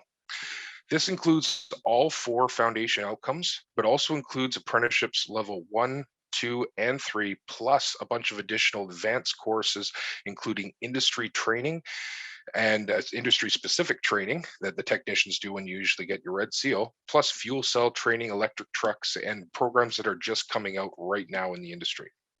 The program is great for those with some mechanical experience, and it's delivered at a faster rate than foundation program, but not as fast as the apprenticeship program. Could you get the next slide, please? The Marine Mechanical Technician program is also something that we instruct here. This is for currently employed marine mechanics, anything that is an apprenticeship you have to be currently employed for. It's a 2-level apprenticeship program. So this program prepares students to work in recreational marine and some light commercial and industrial applications. So this work involves working on the diesel engine, gasoline engine, outboard engines, drive systems, and it prepares you for working on most of what BC has to offer. Due to our large coastline and many lakes, there are plenty of job placements around the area. Technicians can be working in service repair shops, manufacturers, dealerships, field service repairs, and you could also be riding around on the boat as well, doing the repairs basically on when you're sleeping, eating, and hanging out on that boat. Free travel. If you're not currently employed in the trade, we also have a the Marine Mechanical Technician program. That's the foundation program. This is a brand new program, and it's starting this September. Up until this point, there's been no entry into the trade that has been through an apprenticeship program, which means you have to be currently employed. So this is a great way if you're very interested in the trade but don't have an ability to get into a shop right away. You can start in a foundation program, build your skills and knowledge, and be accepted into a shop environment. This program includes the level 1 outcomes, plus many additional skills added within the program.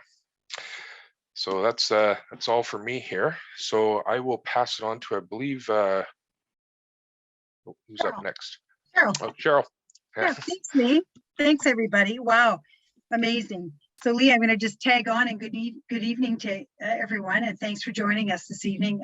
You know, I don't think we leave the best to last, but Lee, you talked about travel, you talked about amazing views, and all of these careers are constantly evolving, which is really exciting. So let's buckle up, and I'm going to tell you a little bit about some aviation programs that I take care of. So my name is Cheryl Cahill. I'm the department head with the Aviation Operations Program at the Aerospace Campus in Richmond. And we're a specialty campus that works under the School of Transportation. So I'm going to, first of all, depart from the trades, obviously, and I'm going to move over to 3 programs that I lead. And the first one I'm going to talk about is the Airline and Flight Ops Operations Program for commercial pilots. Imagine a job at 40,000 feet above sea level, at least in the case of fixed wing, traveling the world and having the opportunity to operate complex equipment. Well, if that's for you, the fixed wing option for Airline and Flight Ops might be of interest, or the rotary wing, which is flying helicopters. So what we do know, and of course aviation took quite a hit over the last couple of years with COVID, but I guess I'm going to just coin a phrase, we're back, baby. And the industry is starting to really heat up. And what we do know is that there is active recruitment going on and beginning to recall all the pilots that were put on furlough or laid off during the pandemic. And now the industry is going to really need skilled people to join. So the 2 programs that I take care of related to Airline and Flight Ops, the fixed and rotary wing, which is helicopter, they travel together for 2 terms. And then at the 3rd term, a group of students will head in the direction of flying fixed wing aircraft. And then another group will head off and they will work on flying helicopters. So we take up to 30 students a year. And if you could imagine yourself flying in Cessna 152s, 172s, or flying aircraft that have multi-engines, that's later on in the term, and then learning to fly technologies such as the glass flight deck and earn about 203.8 hours of flight time, then our flight ops program might be for you for fixed wing. For the rotary, you're going to fly in a very modern aircraft called the Robinson 22, but also you'll have some experience in the simulator. And with the helicopter program, you'll learn about 165 hours. 65 of those hours will be flying fixed wing aircraft, which really does come in handy when you're learning to fly the helicopter, which is quite a complex piece of equipment. The 2 programs, as I say, share term 1 and 2. But what they also share is a blend of academic aviation operations courses, which will help to round out your diploma, as well as the academic flying courses, which is ground school learning about the theory of flight, navigation, aviation law, and many, many other important knowledge elements that you need. And okay, the really fun part though, come on, is flying the equipment. So you will do hands-on flight training with our 2 partners. One, the Pacific Flying Club at Delta Airport, which is our fixed wing partner, and Chinook Helicopters in Abbotsford, which is our rotary wing or helicopter partner. So if you're interested in a diploma that combines both hands-on operation of aircraft, then maybe this diploma option is for you. Again, high demand. Now I will say It's high cost, so you do have to plan for it, folks. Programs are both very expensive. However, you do end up with licenses that are recognized within Canada and can be converted to other jurisdictions around the world in civil aviation. So that's a little bit about the Flight Ops program. We will have info sessions coming up in June, and we take up to 30 students each year, 24 fixed wing students and 6 rotary. And so we start the program every year in May, as it says here, and our admissions process is highly competitive. This year we have 40 people vying for those 30 seats. So we do interviews as part of the process. So come and join us and I can tell you more about the program because it is quite interesting. And if you're an enthusiast, you might want to learn more about it. So if flying aircraft isn't for you, then we have another program. And if you could just change the slide, please. Thank you. We have another program that's going to be in existence a little bit longer.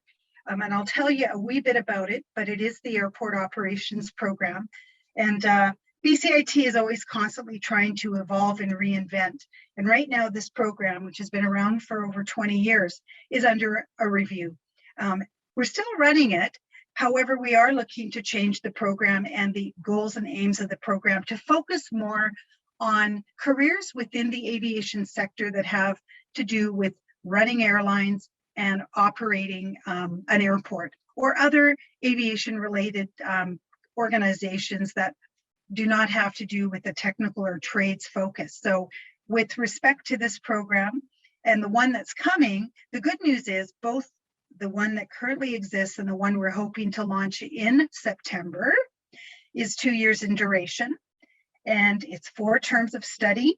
And in the middle of the year, actually in between year 1 and year 2, we're going to be launching into what we call a work integrated learning or a workplace education term. And that's going to be 14 weeks in duration. So you'll be able to get out in the industry and apply the knowledge. And this curriculum is really diverse. It's we call it multidisciplinary, and it covers aviation regulations around operating an airline or airport, safety, security, aviation business operations, including the planning side of both the business of an airport or airline, marketing, finance, economics, and in the end, our students do an integrated capstone project. So we're really excited to launch this new program. There will be some existing courses that we will take with us into the future, and there'll be a lot of new courses, which we're really excited about that. So we're hoping for approval in the spring, and then we'll launch this new program in 2022. The name of it, I can't reveal it at the moment, but it's going to be aviation operations oriented. As far as our program currently, the Airport Ops, the really good news is that we have a very engaged industry connection, an active PAC who supports our students in their work integrated learning. And they also invite our students to many different events, and they host us at many different field trips. So this program blends knowledge with industry specific applied learning. And we have some upcoming information sessions in April and June. And I think that's all I want to say for now. I want to thank you for joining us. And if you have any questions for myself or my colleagues who've done an amazing job, please feel free to reach out to us. So I don't know who we hand this over to say good evening and thank you very much, Mirko. Marco? It's to me, yes. I think we've got a couple more slides just at the end of this presentation after the Q&A here. Here we go. We do have a contest. It's the Big Info at Home Edition contest. On Friday, as you have registered for this session, excuse me, you will be getting an email. And if you complete that survey and send it back in, you are entering in for a chance to win one of 3 $1,000 tuition prizes. So good luck, and do fill out that survey and send that back to us. Next slide. We have a connect with us slide here, and we've all given you a lot of information to take in tonight. This is a summary, sort of a summary page and a summary website that we can just send you to so that you can start somewhere and be able to get all the information that you want. Remember bcit.ca/experience. That's where you're going to want to start, and you'll provide a lot of information there, and you'll see a lot of information, including things like scheduling an appointment with a program advisor, or attending those information sessions that we've highlighted this evening, and you'll get a link to those sessions in there. So again, this is just a one-stop shop sort of remembering email that we can give you right now.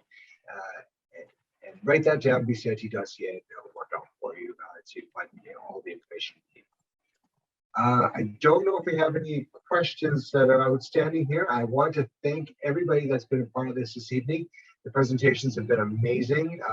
You are all such talented people, and we all know why it is that you teach this stuff and are part of this faculty and staff, because you've got such passion for it, and it definitely showed tonight. And I want to thank our talented and amazing program advisors. It's just doing a fantastic job answering these questions for us all evening, working hard behind the scenes, and we want to thank you so much. And finally, we want to thank the marketing team that is behind the scenes here as well. You guys are amazing. We wouldn't be able to run this without you.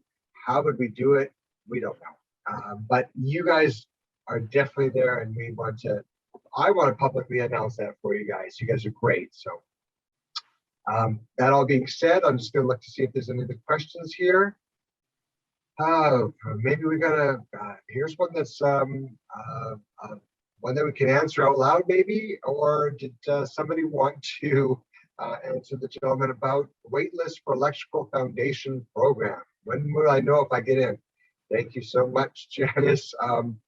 The electrical foundation program is probably one of the most popular trades that we have. First qualified, first accepted, and right now I couldn't. We here could not tell you what that answer, that wait list could possibly be. That is something that the admissions officers will deal with you for sure. One other thing that I failed to mention during the entire presentation that I was doing was the information sessions that I had presented to you that are happening are all going to be online. Restrictions have been really loosened as of today, I guess, but we plan to have them all online. So it is a little bit more convenient for all of you to be able to stay home and do this with us and get more in depth on each of those programs. So right now we're planning on online, and hopefully for the future we'll have you here in person, because I know I like to give the tours mine. Cheryl, what did you have? Yeah, and that's a great point about virtual or in person, and we'll continue to also do virtual sessions with our programs. The advantage is we do get a fair bit of interest from people international. So by doing them virtually, we're able to have people join us from all over the world. So we'll continue to do, info sessions for a little while online, and maybe even continue doing the odd one virtually, just so that we can dial in to people that would like to come to Canada and do their education with us here at BCIT. Absolutely, Cheryl, and just to even highlight that even closer to home, we're really reaching the rest of British Columbia, because we are in the Lower Mainland, and it's a great opportunity for those of you that are in Kitimat or in Prince Rupert, or heck, let's go to Penticton in the summer, of course. But those of you that are interested in getting some education at BCIT, hopefully we'll be able to see you at our online sessions as well. At the present time, we have no other questions, and we are looking at about 7:45. I know that all of the staff and faculty have had a long day here. I want to thank all of you for your attendance, and I think what we should do is call it a night. So thank you all. Thank you, Marco. Thanks, everybody. Thanks. See you in the parking lot, Marco. Definitely.